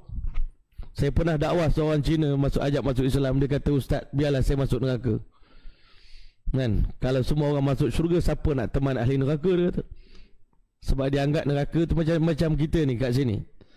Tapi kalau dia faham neraka tu duduk dalam api siang dan malam, pagi, petang, siang, malam, duduk dalam neraka, dalam panas, tuan-tuan. Kalau dekat dunia ni 5 minit duduk bawah matahari pun kita lari. Kalau macam pakcik-pakcik yang tua ni, alhamdulillah lah, kita anak kampung. Dah biasa dah, dulu kecil-kecil tak pakai kipas, tidur tak pakai aircon. Ini pun dah tua-tua pakai aircon balik dah. Anak kita yang memang lahir dalam aircon ni, tuan-tuan, kena panas sikit pun tak daya dah.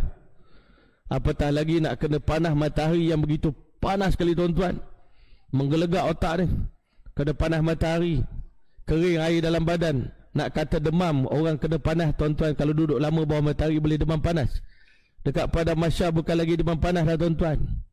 Demam, pening kepala, sakit perut, sakit kepala, semua ada kan. Berdiri lama pula tu.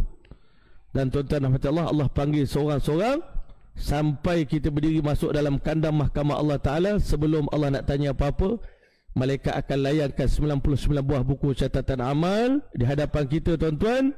Luasnya seluas saujana mata memandang. Ala maddil basar. Sebelum aku nak tanya apa-apa soalan ini, buku-buku kamu tahu, bukan buku orang lain, buku awak ya. Nama awak pun ada kat situ. Ini your books. Sebelum nak tanya apa-apa soalan, awak baca dulu amalan awak di dunia. Dan dia punya bentuk fizikal amalan, amal soleh yang kita sedekah tadi, infak Ramadan, dia hadir di hadapan kita. Ini bentuk dia, fizikal dia. Sedekah ada fizikalnya, Quran ada fizikalnya, ada bentuk dia, tuan-tuan. Sekarang tak ada bentuk lagi, nanti datang dengan bentuk. Tengok tak tinggi mana pun pahala kita kan. Nak timbang mesti kena berat pahala daripada dosa.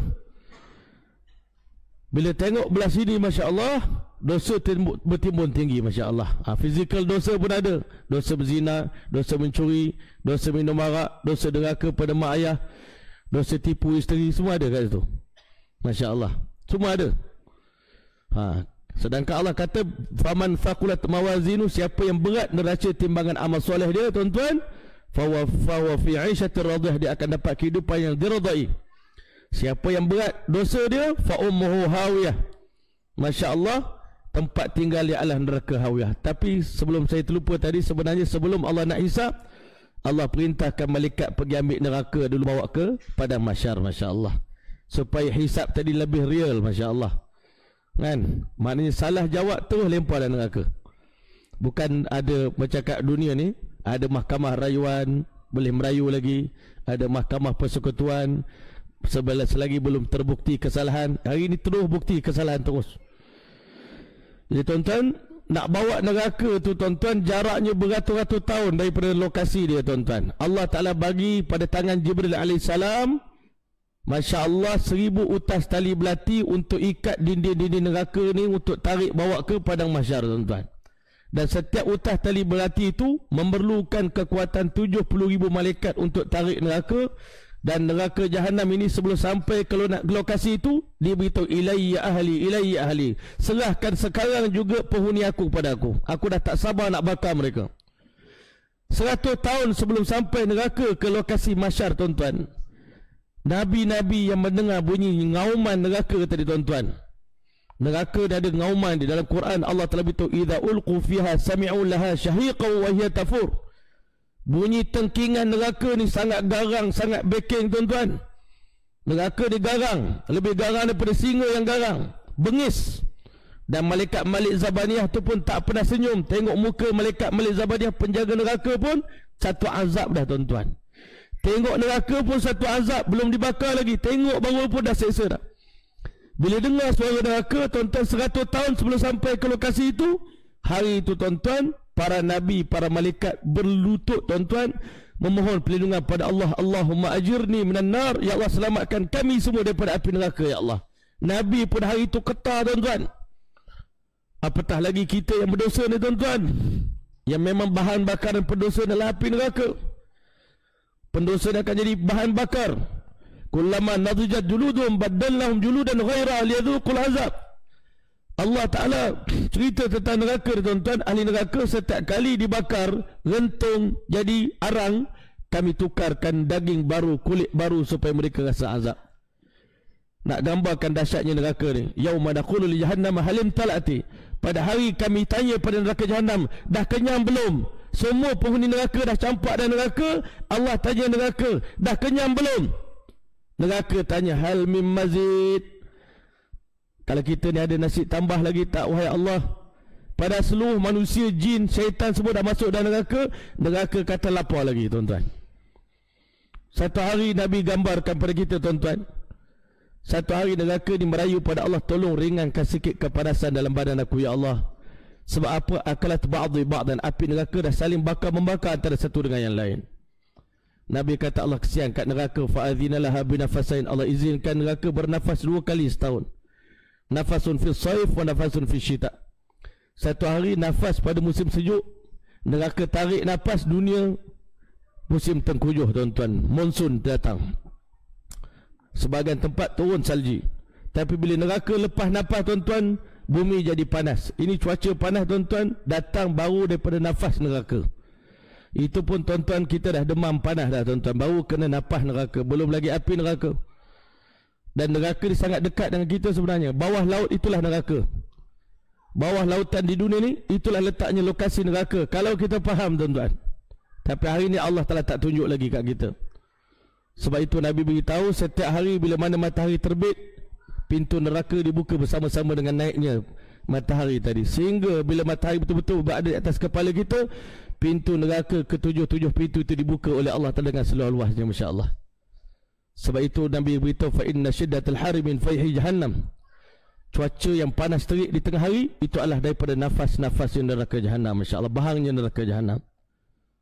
Itu baru kita baru nampak sikit. Tengah hari pun tak daya dah kita tuan-tuan.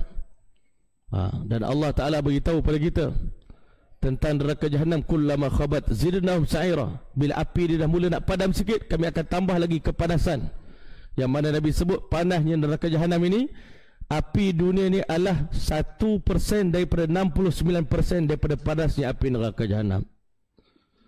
Kalau hari ni kita rasa boleh duduk dalam api, panasnya api neraka jahanam ni, dikata kalau seadanya satu orang ahli neraka jahanam dikeluarkan daripada neraka jahanam, dimasukkan dalam api dunia tuan-tuan, dia boleh tidur dengan nyenyak. Macam mana tuan-tuan?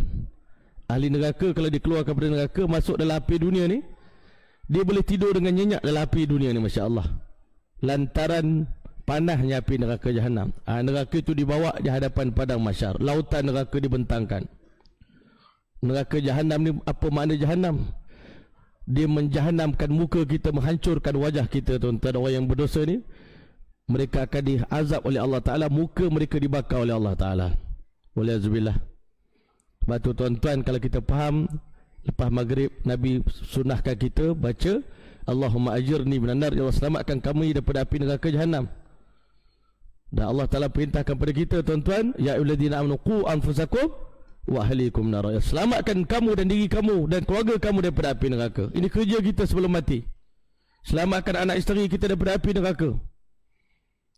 Saya pernah beritahu pada tuan-tuan, saya cerita, saya pernah pergi satu pulau di Malaysia tuan-tuan.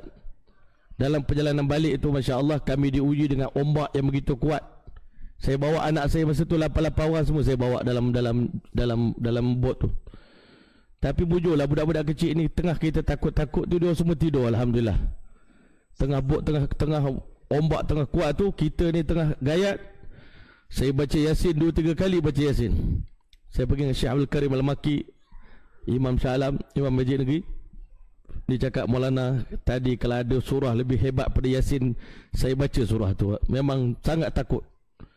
Saya pula terbayang satu keadaan waktu itu, ini terbayang dunia. Saya kata kalau dekat dunia ni, dengan saya tak erti berenang, sebagai ayah tak erti berenang, kalau ditakdirkan berlaku musibah pada hari itu, saya kata nak selamat diri sendiri pun tak lepas. Macam mana aku nak selamatkan anak-anak aku 8 orang tambah dengan isteri seorang, kan? Kalau kita nak selamatkan anak kita tarik kita pun tenggelam sekali. Saya terbayang, saya kata kalau dekat dunia ayah tak kuat pun tak boleh selamatkan anak-anak yang lemas. Saya terbayang bagaimana ya Allah seandainya nanti amal aku tak kuat sehingga aku tak mampu nak lompat daripada tebing sini ke tebing belah sana melintasi titan siratal mustaqim. Kalau hari ini ayah yang tak kuat tak boleh nak bawa selamatkan diri sendiri dan tak boleh selamatkan anak-anak, kalau kita ibadat kita tak kuat, kita khawatir di pada masa nanti anak kita tarik kita untuk terjun sekali sama-sama dan neraka Allah Ta'ala tenggelam. Sebab itulah hari ini Allah Ta'ala bagi kita ni tahun baru ni tuan-tuan, sebenarnya tahun keinsafan. Kenapa Allah Ta'ala panjangkan lagi umur kita di saat kawan-kawan kita semua dah meninggal dunia tuan-tuan? Apa hikmah dia? Allah nak suruh kita repair dulu. Sebelum mati repair dulu mana yang kurang, mana yang bocor, tampal dulu daripada kehidupan akhirat. Jangan nanti di sana minta nak balik ke dunia, Masya Allah tak akan diizinkan oleh Allah Ta'ala. Selepas kita baca buku tuan-tuan, Masya Allah, waktu itu Allah telah beritahu, wa wudi'al kitabu fataral mujrimina musyfiqina mimma fi wa yaqulun. Ketika mana buku diletakkan, kamu akan dapati pendosa-pendosa sangat takut dengan isi yang tercatat dalam buku tadi, Masya Allah. Yaqulu ya laitana ma li hadzal kitab, apa dah jadi dengan buku ni? La yughadiru saghiratan wala kabiratan illa ahsaha. Dosa kecil pun tulis, dosa besar pun tulis, dan semua saya dah tak ingat dah dosa ni bila saya buat. Tapi Allah hadirkan bukti catatannya, dosanya pun ada dan saksi-saksinya semua ada, Masya Allah. Nanti dah hari kiamat Allah telah suruh, Allah kunci bibir kita, mulut kita. Al-yawma nakhtimu ala afwahim wa tukallimuna aydihim, bercakap dengan Allah, yang jawab soalan Allah. Dosa-dosa ni semua tangan cerita. Sepanjang 60 tahun kita hidup, dosa yang kita buat dengan tangan, tuan-tuan, Masya Allah, banyak dosa kita buat dengan tangan. Daripada umur 15 tahun sampai sekarang, banyak dosa kita buat dengan tangan. Tangan bercerita bagi laporan pada Allah. Nabi beritahu anggota kita paha belah kiri, pertama sekali anggota akan bagi cerita pada Allah Ta'ala segala rahsia kita. Tak payah orang lain cakap kita ni jahat. Sekarang dekat dunia kalau orang kata kita jahat, kita marah tuan-tuan. Kita ajak bertumbuk lah. Awak kata saya jahat, Malaysia kita bertumbuk. Sebab kita rasa kita ni suci tuan-tuan. Di hari kiamat nanti tak payah ada orang kata kita jahat. Baca buku tu pun kita tahu dah kita ni jahat tuan-tuan. Sekarang ni kita lupa yang kita ni jahat. Semua orang rasa dia baik dan rasa dia ahli syurga dan selamat. Bila baca buku tu baru dia tahu, rupanya Masya Allah aku tak sempat taubat rupanya dosa ni. Ada lagi dicatat. Dan Allah Ta'ala tanya, kenapa buat? Semua yang buat tu atas rasa deraka pada Allah, ingkar pada Allah. Buat dosa tu tujuannya apa? Nak tunjukkan kita ni degil, keras kepala dengan Allah Ta'ala. Begitu ya tujuan dia. Ini hari ni depan Allah Ta'ala dah menghadap. Sebelum ini syaitan tipu, kita tak akan jumpa Allah. Syaitan yang pertama sekali dia tipu kita, kamu tak akan jumpa Allah, buatlah dosa banyak mana pun tak apa. Yang kedua, syaitan tipu kita, kalau kamu buat dosa, aku yang tolong pikul nanti dosa kamu di hari kiamat. Itu syaitan tipu kita. Sampai-sampai dekat akhirat, dia kata pandai-pandailah kau tanggung dosa engkau, aku cuma tipu engkau je dekat dunia dulu. Dan bodohnya engkau ni, Nabi dah cakap syaitan ni musuh yang nyata, tapi engkau masih nak follow dia, Masya Allah. Masih engkau taat pada syaitan. Nabi ni kekasih kita yang nyata, cerita kat kita segala-galanya agar kita selamat. Tapi cakap Nabi kita tak percaya, malangnya cakap syaitan yang kita percaya, musuh kita. Syaitan memang penipu. Kita dengar cakap penipu dekat dunia, kita tak suka penipu, tapi hakikatnya kita duk follow penipu yang paling besar, the biggest scammer. The biggest scammer ni, kita tak suka scammer kan, sangat benci scammer ni, orang penipu ni. Tapi the biggest scammer in this world adalah syaitan, penipu besar sekali. Dia kata awak buat dosa banyak-banyak, esok saya tanggung semua dosa awak, saya tanggung azab neraka, awak masuk syurga. Itu tipu syaitan. Kita pun percaya, yes, I believe upon you. Kan? I trust you wahai iblis. Masya-Allah. Nauzubillah. Jadi tuan-tuan rahmati Allah, lepas Allah Taala minta saksi semua berjawab, bahkan Allah Taala boleh datangkan macam-macam lagi saksi lain. Ini kita buat dalam satu bilik, tuan-tuan, kita ingat buat dosa dalam bilik yang gelap, waktu di tempat yang sunyi, kita rasa tak ada orang tahu. Itu syaitan tipu kita. Kamu buat ni, kalau tak kantoi maknanya handal. Buat dosa, isteri tak tahu, anak tak tahu, ayah tak tahu, maknanya kamu handal, kata syaitan. Sebenarnya saat kita buat ni, tuan-tuan, ma yalfizu min qawlin illa ladaihi raqibun atid. Setiap ucapan patah perkataan kita ni, rupanya malaikat raqib atid ni seorang duduk dekat gigi taring belah kanan, seorang malaikat atid duduk di gigi taring sebelah kiri, tuan-tuan. Segala benda kita cakap ditulis satu-satu. Dosa kita buat, pahala kita buat, ditulis satu-satu. Masya-Allah. Sekarang kita tak nampak lagi tulisan itu. Nanti dah hari kiamat nampak dah tulisan Raqibun Atid. Laporan dia bagi, lepas tu malaikat Raqibun Atid pun datang untuk jadi saksi. Ini bukan senang-senang. Sebagaimana di dunia ni bukan senang nak sabitkan kesalahan, nak masukkan orang dalam penjara. Di hari kiamat nanti pun nak sabitkan kesalahan satu orang nak masuk neraka pun, Allah telah akan kumpul segala bukti, sehingga tiada lagi keraguan munasabah orang ni memang layak dicampakkan ke dalam neraka Allah Ta'ala. Allahu Akbar. Tak ada lagi kegagalan paling besar. Kita dilahirkan oleh mak kita daripada perut ibu kita. Ibu kita tak pernah lahirkan kita untuk melihat anak dia jadi ahli neraka, tuan-tuan. Tak ada. Mak kita semua nak kita jadi ahli syurga, tuan-tuan. Tapi sekarang ni mak kita dah besar, dia dah lepas tanggungjawab dekat kita. Abang dah balik, pandai-pandailah abang bawa diri. Itu pesanan wasiat ayah kita pesan kat kita. Sekarang ni kita nak mengharungi kehidupan kita 60-70 tahun ni, yang berbaki berapa hari lagi kita tak tahu, tuan-tuan. Kalau kita tak nampak akhirat, kita akan banyak lagi habiskan masa dengan dosa dan maksiat. Kita rasa tak puas lagi buat dosa. Tapi kadang-kadang saya cakap dengan kawan-kawan, kalau kita ni, tuan-tuan, dalam rekod JPJ dah ada 50 saman. Saya pernah pergi satu tempat untuk memperbarui road tag. Ada seorang datuk depan saya, dia cek saman dia, rupanya ada 50 saman. Saya kata banyak betul saman, datuk. Saya terbayang satu benda, kita ni dosa dah banyak, 50 saman dah ada dalam buku catatan amal kita. Nak lagi ke tambah saman baru? Dan dengan kedatangan tahun baru ni, nak tambah dosa lagi ke? Dosa lama pun tak habis taubat lagi. Kalau taubat pun tak tentu Allah terima lagi taubat kita ke tidak.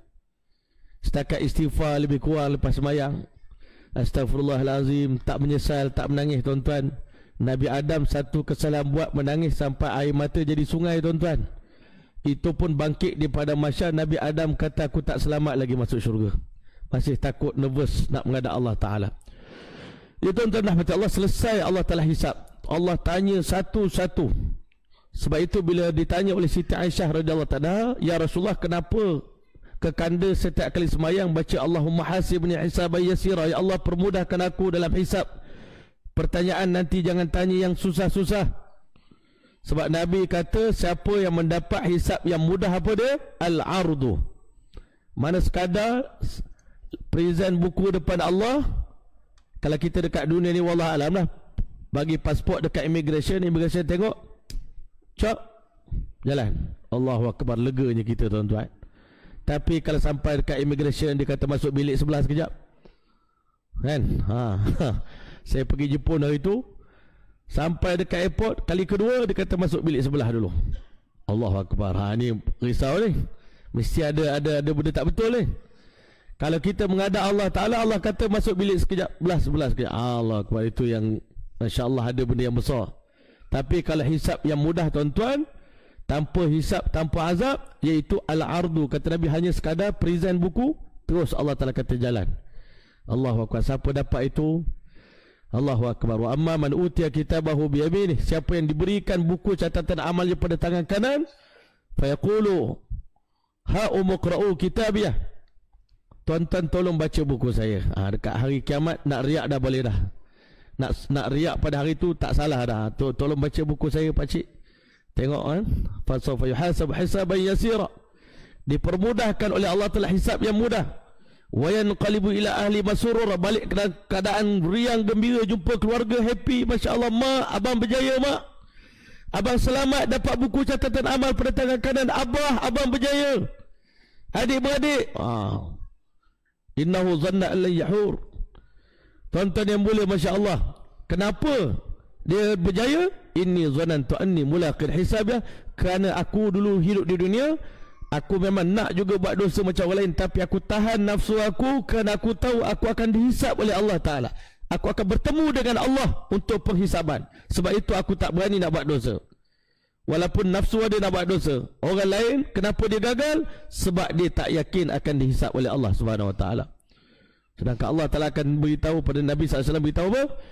Seandainya wahai Aisyah, dengar sini baik-baik, siapa yang Allah tunjuk aku nak hisab orang ni betul-betul, Allah dah geram tengok orang ni lama sangat dekat dunia, 60-70 tahun degil sangat. Allah sampai di pada masa masuk je dalam kandang mahkamah, Allah kata, this person, I'm gonna ask him. Saya nak ambil selidik, nak ambil apa semua statement dia ni betul-betul. Siapa manuqishal hisab uzibah, siapa yang Allah Ta'ala tanya banyak soalan, orang tadi pasti akan diazab oleh Allah Ta'ala, masuk neraka dah. Siapa yang Allah tanya banyak, tanya satu tak dapat jawab, tanya soalan dua tak dapat jawab, 3 kantoi, 4 kantoi, wahai malaikat, khudhu faghulluh, tangkap mereka ini, faghulluh, rantaikan dia dengan sab'una zira'an, satu mata rantai, yang mana rantai neraka ni tuan-tuan panjangnya 70 hasta, dililit daripada atas badan tuan-tuan sampai ke kaki. Bahagian hujung rantai tersebut dimasukkan dalam mulut, dikeluarkan daripada punggung. Thummal jahim salluh, Allah kata, wahai malaikat, ambil rantai ini, lemparkan ke dalam neraka Allah Subhanahu Wa Ta'ala. Bayangkan tuan-tuan, tuannya duduk ke atas, rantai yang berat tadi telah jatuh ke dalam tuan-tuan. Mata rantai tu duduk jatuh dalam neraka. Nabi SAW kata apa? Satu hari Nabi duduk dengan sahabat, tiba-tiba dengar bunyi dentuman batu yang sangat kuat. Sahabat-sahabat Nabi semua terkejut. Nabi tanya, wahai sahabatku, bunyi apakah itu? Masya Allah, sahabat Nabi kata, Allah wa Rasuluh a'lam. Allah dan Rasul saja mengetahui. Nabi kata, itulah bunyi sekutul batu yang jatuh daripada tebing neraka Jahannam sejak 70 tahun yang lalu, baru hari ini sampai ke dasarnya. Yang itu yang kamu dengar bunyi gum tu. Bayangkan kalau Allah Ta'ala campak tuan-tuan, malaikat tu campak rantai tu, 70 tahun dia campak. Rantai tu jatuh, dan orang tu sedang ke atas. Hari ni kita kena buasir pun dah sakit tuan-tuan. Baru terkeluar sikit je isi perut kita tuan-tuan, isi punggung tu. Orang yang masuk neraka tuan-tuan bukan lagi buasir dah, Allah dah keluarkan rantai tu daripada lubang punggung dia tuan-tuan. Dan rantai tadi tarik dia untuk masuk neraka. Allah sentap dia tuan-tuan, jatuh ke dalam nerakanya Allah Subhanahu Wa Ta'ala. Waliyazubillah. Itu cerita orang yang masuk neraka ikut jalan terhormat dah tu tuan-tuan. Ada satu lagi golongan yang mana sebelum Allah Ta'ala hisab orang lain, neraka dah keluarkan dia punya tengkuk-tengkuk dia, 99 tengkuk. Allah Ta'ala beritahu, thumma lananzi'anna min kulli syi'atin ayyubashadu ala rahmani atiyah, daripada setiap kumpulan manusia, orang yang paling sombong dengan Allah, Allah Ta'ala tak hisap dah dia macam orang lain. Allah terus neraka tadi, tengkuk neraka tadi, tangkap mematuk dia sebagaimana ayam mematuk biji-bijian, dan langsung human ke dalam nerakanya Allah Subhanahu Wa Ta'ala. Wa'izubillah. Sebab itulah hari ni tuan-tuan, semoga Allah pelihara kita sempena tahun baru ni tuan-tuan. Azam kita tuan-tuan nak selamatkan diri daripada api neraka, nak dipermudahkan hisap. Selesai hisap kita ingat dah habis dah kan, Masya Allah. Allah kata pergi mizan pula. Dia bawa mizan, kata Nabi, neraca nak timbang amalan kita ni ikhlas ke tak ikhlas pula. Allahu Akbar. Pahala dah dikira, kuantiti semua dah penuh dah ni. Semayang penuh, puasa penuh, zakat penuh, haji penuh, Quran penuh, zikir penuh. Tuan-tuan mulia, Nabi pernah cakap, ada orang di hari kiamat termasuk orang yang muflis. Tahukah kamu siapa yang muflis? Al-muflis indana man laysa lahu dinar wala dirham. Orang muflis di sisi kami orang yang tak ada dinar dan dirham, ya Rasulullah. Nabi kata tidak, di sisi kami, di sisi Allah Ta'ala, orang muflis adalah orang yang balik ke alam akhirat bawa pahala yang begitu banyak, tapi kerana dia di dunia, mulut dia menyakiti orang, dia pernah ambil harta orang, dia pernah ambil buat menyakiti orang ramai di keliling dia. Nanti pahala-pahalanya akan dibahagi-bahagikan pada orang yang disakiti, orang yang dikhianati, orang yang dizalimi. dan akhirnya pahalanya habis dan dia tak ada apa-apa lagi, tetapi hubungan dia dengan orang ramai, dosa dia dengan orang ramai masih lagi banyak lagi, tak habis. Dia terpaksa menerima dosa-dosa orang masuk dalam akaun dia, dan dengan itu dia dilemparkan ke dalam api neraka. Sebab itu kalau kita hari ini dah taat pada Allah pun, jangan pernah merasa diri kita selamat. Tak ada tahu, kita tak tahu siapa di kalangan kita bakal jadi calon ahli syurga dan siapa di kalangan kita bakal jadi calon ahli neraka. Ini rahsia Allah Ta'ala. Kalau Allah nak maafkan kita, itu rahsia Allah Ta'ala, kehendak Allah. Kalau Allah Ta'ala nak campakkan kita dalam syurga pun dengan rahmat Allah Subhanahu Wa Ta'ala. Tuan-tuan yang mulia, Allah Ta'ala suruh kita timbang pula amalan. Dibawakan mizan. Malaikat bila tengok mizan, tuan-tuan, malaikat terkejut. Besarnya mizan ini, kalau dimasukkan 7 langit dan bumi dalam neraca itu muat, tuan-tuan. Besarnya mizan. Diletakkan orang paling gemuk duduk dalam mizan itu, tak berganjak walau satu sikit daripada dia punya mata neraca tadi, tuan-tuan. Nak beritahu yang memberatkan amalan adalah ikhlas. Yang memberatkan amalan adalah khusyuk. Baca Quran ikhlas ke tak ikhlas, khusyuk ke tak khusyuk. Tak khusyuk, tak berat, tuan-tuan, neraca tu, tuan-tuan, tak bergerak.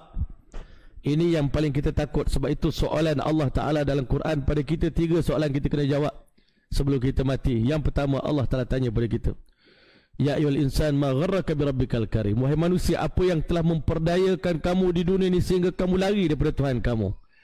Ada benda ke istimewa sangat dalam dunia ni? Adakah kereta istimewa sangat? Adakah motor istimewa sangat? Adakah harta yang sangat istimewa sehingga kamu belakangkan Allah dalam hidup kamu, sehingga kamu kejar dunia ni? Masya Allah. Sedangkan Allah lah zat yang paling indah, yang paling mulia, yang paling agung di dunia ni. Siapa-siapa nak mencari zat yang hebat, datanglah pada Allah. Tapi kenapa hari ni kamu tinggalkan aku, kata Allah. Itu soalan yang pertama kita kena jawab. Kita semua terlibat dengan benda ni. Kita banyak belakangkan Allah dalam hidup kita. Allah last.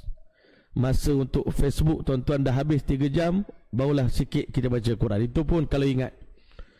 Kan? Kalau tak, satu hari tak baca Quran. Maknanya kita letak Allah nombor 18 dalam hidup kita. Lepas tu nanti di hari kiamat kita harap Allah tolong kita. Tak, tuan-tuan. Sebagaimana kamu belakangkan aku di dunia, aku akan belakangkan kamu di akhirat. Yang kedua, tuan-tuan, Allah tanya kita soalan yang kita kena jawab. Allah beritahu, awalam nu'ammirukum ma yatadhakkar fihi man tadhakkar wa ja'akumun nadhir. Tak cukup lagi, panjang lagi ke umur yang aku bagi pada kamu? Tak padan lagi ke? Tak cukup lagi ke? Tak puas lagi ke? Yang mana tempoh umur yang aku bagi pada kamu ni, usia kematangan ini, sepatutnya kamu dah boleh faham. Kamu dah tengok sejarah orang gagal pun dah banyak depan mata. Dah tengok sejarah orang berjaya pun dah banyak depan mata. Bukan Fir'aun yang berjaya, bukan Qarun yang berjaya, Nabi-Nabi dan para sahabat.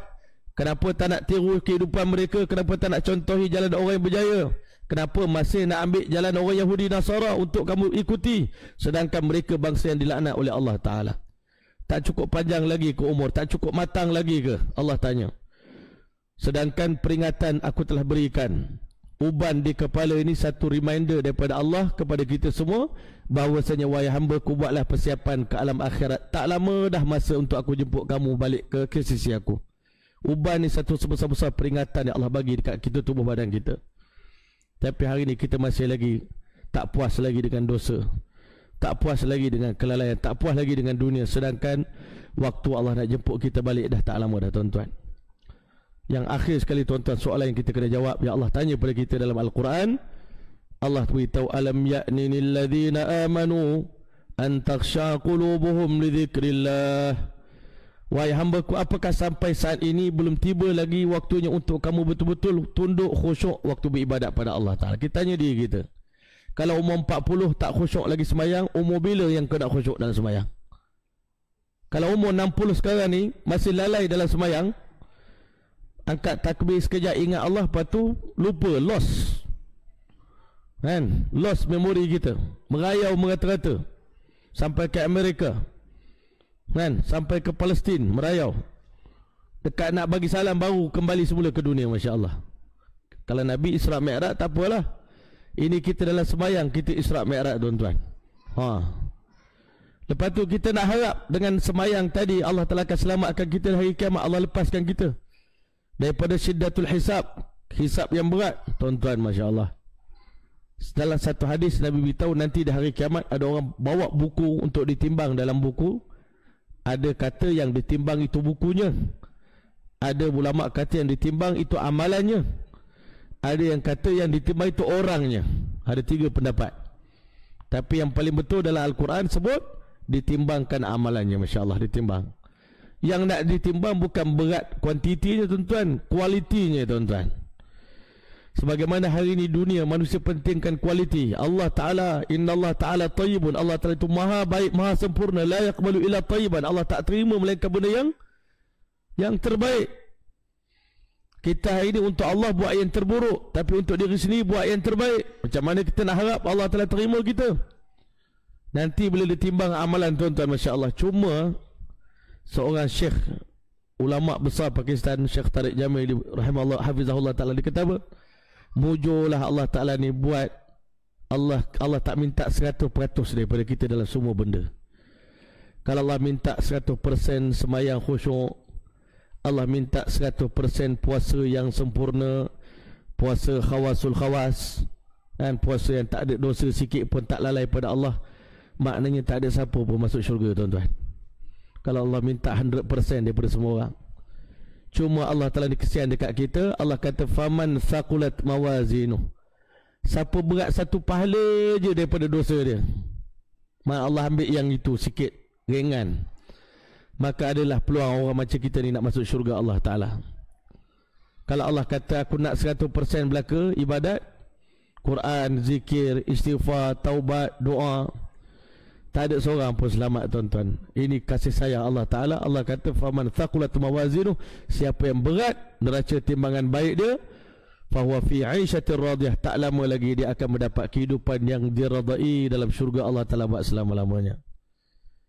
Lepas habis mizan tuan-tuan, barulah boleh happy tuan-tuan, baru boleh senyum. Sebelum tu tak ada senyum tuan-tuan, penunggu dan menunggu. Tak tahu keputusan Allah Ta'ala nak kata kita ahli syurga ke ahli neraka. Tapi bila Allah Ta'ala bagi buku catatan pada tangan kanan, Masya Allah, fasawfa yuhasabu hisaban yasira wa yanqalibu ila ahli masura. Tuan-tuan mulia, Allah Ta'ala umumkan sekarang dipersilakan masuk ke ruangan ahli syurga. Masya Allah. Sebab nanti selepas Allah Ta'ala hisap semua golongan, habis hisap umat Muhammad SAW, Allah hisap umat lain pula, habis hisap umat lain, jin pula nak kena hisap. Banyak lagi tuan-tuan, lama nak tunggu. Sementara nak menunggu ruangan itu, Allah Ta'ala bagi, Allah Ta'ala pisahkan, wamtazul yawma ayyuhal mujrimun, berpisahlah kamu wahai pendosa daripada orang yang taat pada Allah. Dekat dunia ni kita kena berkawan dengan dia orang, kan? Orang taat kena berkawan dengan pendosa, kena dakwah dia orang, kena ajak dia dekat ke jalan Allah Ta'ala, tak boleh tinggal. Tapi di hari kiamat nanti, itulah baru tiba hari kita berpisah lah, kan? Hari itu Allah Ta'ala naikkan satu, Masya Allah, dinding yang sangat tinggi, memisahkan antara ahli syurga dengan ahli neraka. Ahli neraka tengok segala hidangan. Untuk orang yang banyak berpuasa di dunia, sebelum masuk ke syurga, Allah telah bagi dia jamuan berbuka puasa di padang mahsyar, boleh makan. Masya Allah. Orang beriman di padang mahsyar dimakan apa? Di bawah tapak kaki dia tuan-tuan, setiap kali dia lapar, Allah Ta'ala bagi roti keluar daripada bawah tapak kaki. Masya Allah. Ada orang tanya, tak geli ke Ustaz makan roti bawah tapak kaki? Tuan-tuan tengah lapar, apa pun makanan, orang bagi Maggi pun sedap, kan? Kalau bagi kopok pun tengah lapar, jadi sedap. Tak jijik, memang tak jijik dah. Dah tak ada benda dah. Restoran mamak pun tak ada kat sana tuan-tuan, nak makan. Itu je lah yang adanya. Kalau sombong tak lapar lah tuan-tuan. Tapi orang yang banyak berpuasa di dunia ni, sebelum dimasukkan ke dalam syurga, Allah Ta'ala akan jamu mereka dengan jamuan yang lazat, yang enak tuan-tuan. Sementara ahli neraka tuan-tuan, Allah Ta'ala tangguhkan mereka, duduk dulu, tunggu dulu, menanti giliran kamu akan dipaksa. Wasiqal ladzina kafaru ila jahannam zumara, orang kafir akan diarahkan oleh para malaikat, diiringi untuk masuk ke neraka Allah Subhanahu wa taala.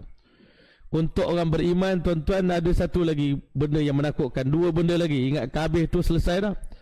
Allah telah suruh kita pula melintas siratal mustaqim. Cuma hanya saja Nabi besar kita Muhammad SAW beritahu, sebelum kita masuk syurga nanti, Allah Ta'ala akan jamu kita sikit. Nabi SAW akan layan kita di Telaga Al-Kausar. Nabi SAW akan bagi kita minum air Telaga Kausar, tuan-tuan dan rahmati Allah sekalian.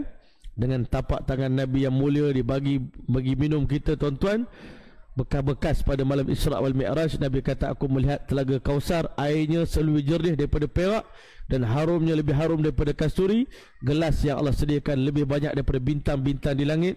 Itulah aku akan bagi minum umat aku Telaga Kausar. Syurbatan hani'atan mari'atan la nazba'u ba'daha abada. Kita masa tawaf, tuan-tuan, kita baca doa ini. Allahumma azillani tahta zilli arshika yawma la zilla illa zilluka wa la baqiya illa wajhuka wasqini min hawdi nabiyyika Muhammadin sallallahu alaihi wasallam syurbatan hani'atan mari'atan la nazma'u ba'daha abada. Ya Allah, naungi kami semua ya Allah, tahta zilli arshika, di bawah naungan arasmu ya Allah. Yauma la zilla illa zilluka, pada hari tiada teduhan melainkan teduhan arasmu ya Allah. Wala baqiya illa wajhuka, tiada yang kekal melainkan zatmu ya Allah. Wasqini, ya Allah, tolonglah beri minum kepada kami semua ya Allah, min haudi nabiyyika Muhammad sallallahu alaihi wasallam, daripada telaga kekasihmu Muhammad sallallahu alaihi wasallam, syurbatan hani'atan, minuman yang sangat lazat, mari'atan, yang menghilangkan dahaga, la nazmau ba'daha abada, siapa minum air Telaga Kausar, dia tak akan pernah lagi dahaga buat selama-lamanya. Lepas tu barulah Allah telah perintahkan kita melintas titan siratal mustaqim. Masya Allah, itu yang menyebabkan manusia berdebar, tuan-tuan. Sebab di bawah titan siratal mustaqim itulah letaknya nerakanya Allah Ta'ala. Nabi kata ada di antara umat aku yang akan melintas titan siratal mustaqim sepantas kilat. Antara ciri-ciri orang yang akan dapat melintas titan siratal mustaqim adalah orang yang istiqamah solat berjemaah 5 waktu di masjid, tuan-tuan. Salah satu daripada kaki yang akan tidak tergelincir daripada masyarakat nanti adalah kaki orang yang berjalan kaki untuk menunaikan solat di rumah Allah Ta'ala di dunia ini. Masya Allah. Semoga Allah Ta'ala gunakan kaki kita semua ni, tuan-tuan, melangkah di jalan Allah, melangkah ke jalan kebaikan, melangkah ke majlis ilmu.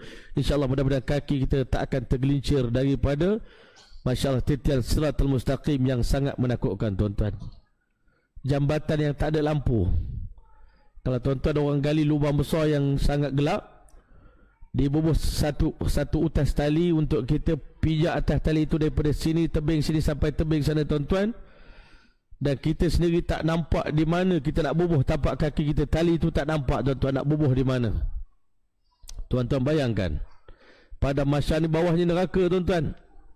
Tebing sini padang mahsyar, tebing sana adalah perjalanan ke syurga Allah. Kita nak letak kaki kita di atas satu titi yang kita tak nampak, mata kita tak nampak di mana letaknya tali itu, tuan-tuan. Jambatan itu, dan tajam. Kaki kita pula tak ada kasut. Kalau kita pijak atas titan siratal mustaqim, luka, tuan-tuan. Tambahan pula Nabi beritahu Allah telah hantar kalalib pencangkuk daripada bawah neraka. Siapa yang lambat melintas siratal mustaqim, tuan-tuan, cangkuk tu akan tarik sentap dijatuh ke dalam neraka Allah Ta'ala.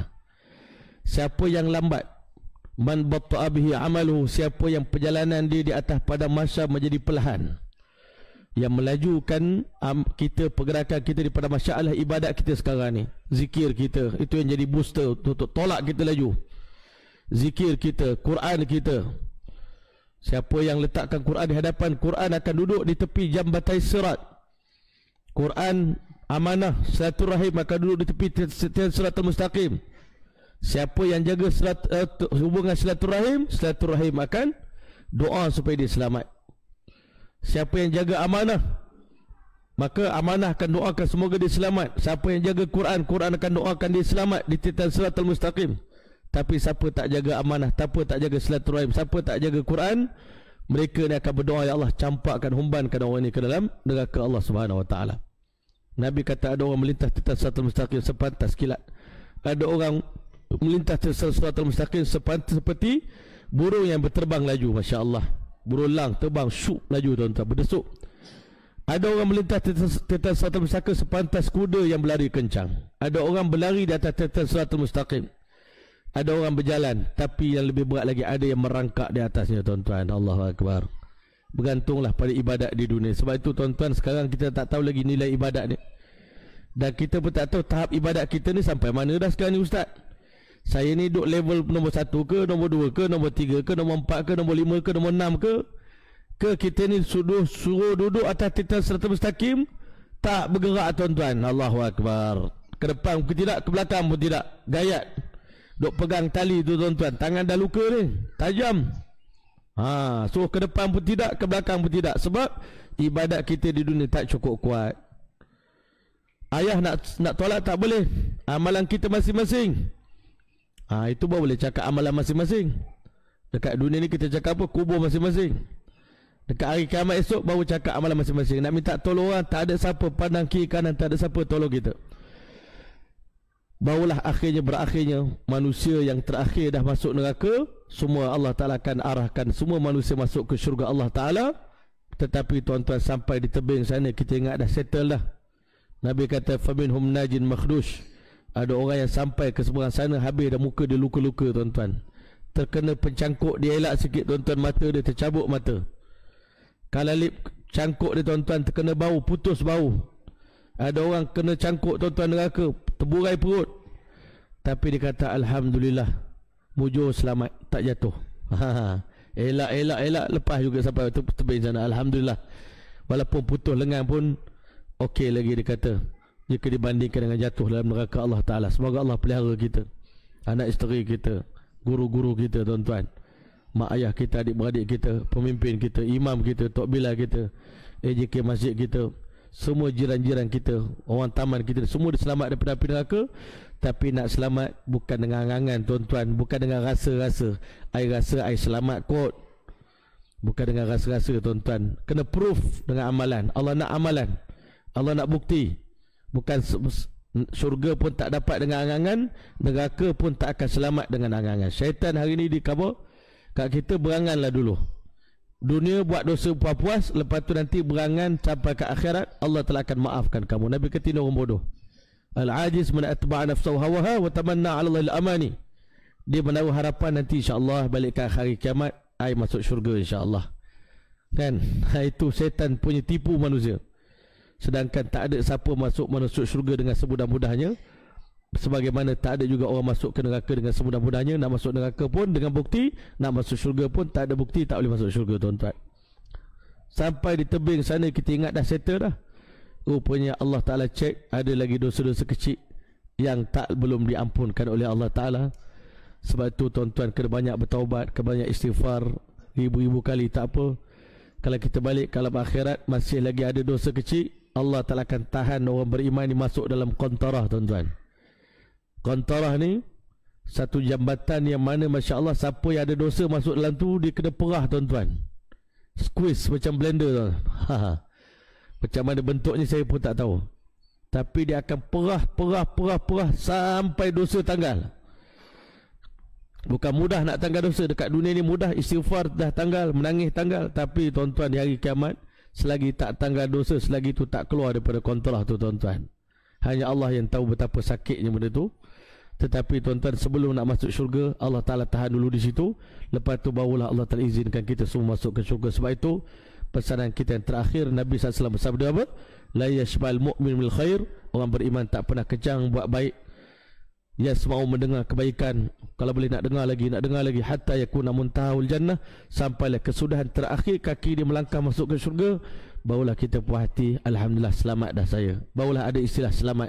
Kaki dah melangkah masuk ke syurga, baru you berhak untuk rasa diri you selamat. Masya Allah. Kalau tidak sebelum itu, tak payah rasa diri you baik, tak pernah rasa diri you dah selamat, semua dah jadi ahli syurga, rasa dah suci. Tidak tuan-tuan, selagi kaki kita tak melangkah masuk ke syurga, selagi itu jangan pernah berpuas hati dengan pencapaian kita dalam mentaati perintah Allah Ta'ala. Jadi mudah-mudahan insya-Allah cerita yang kita dengarkan pada malam ini dapat kita hayati bersama, dapat kita share dengan kawan-kawan, dapat kita kongsi dengan anak isteri kita.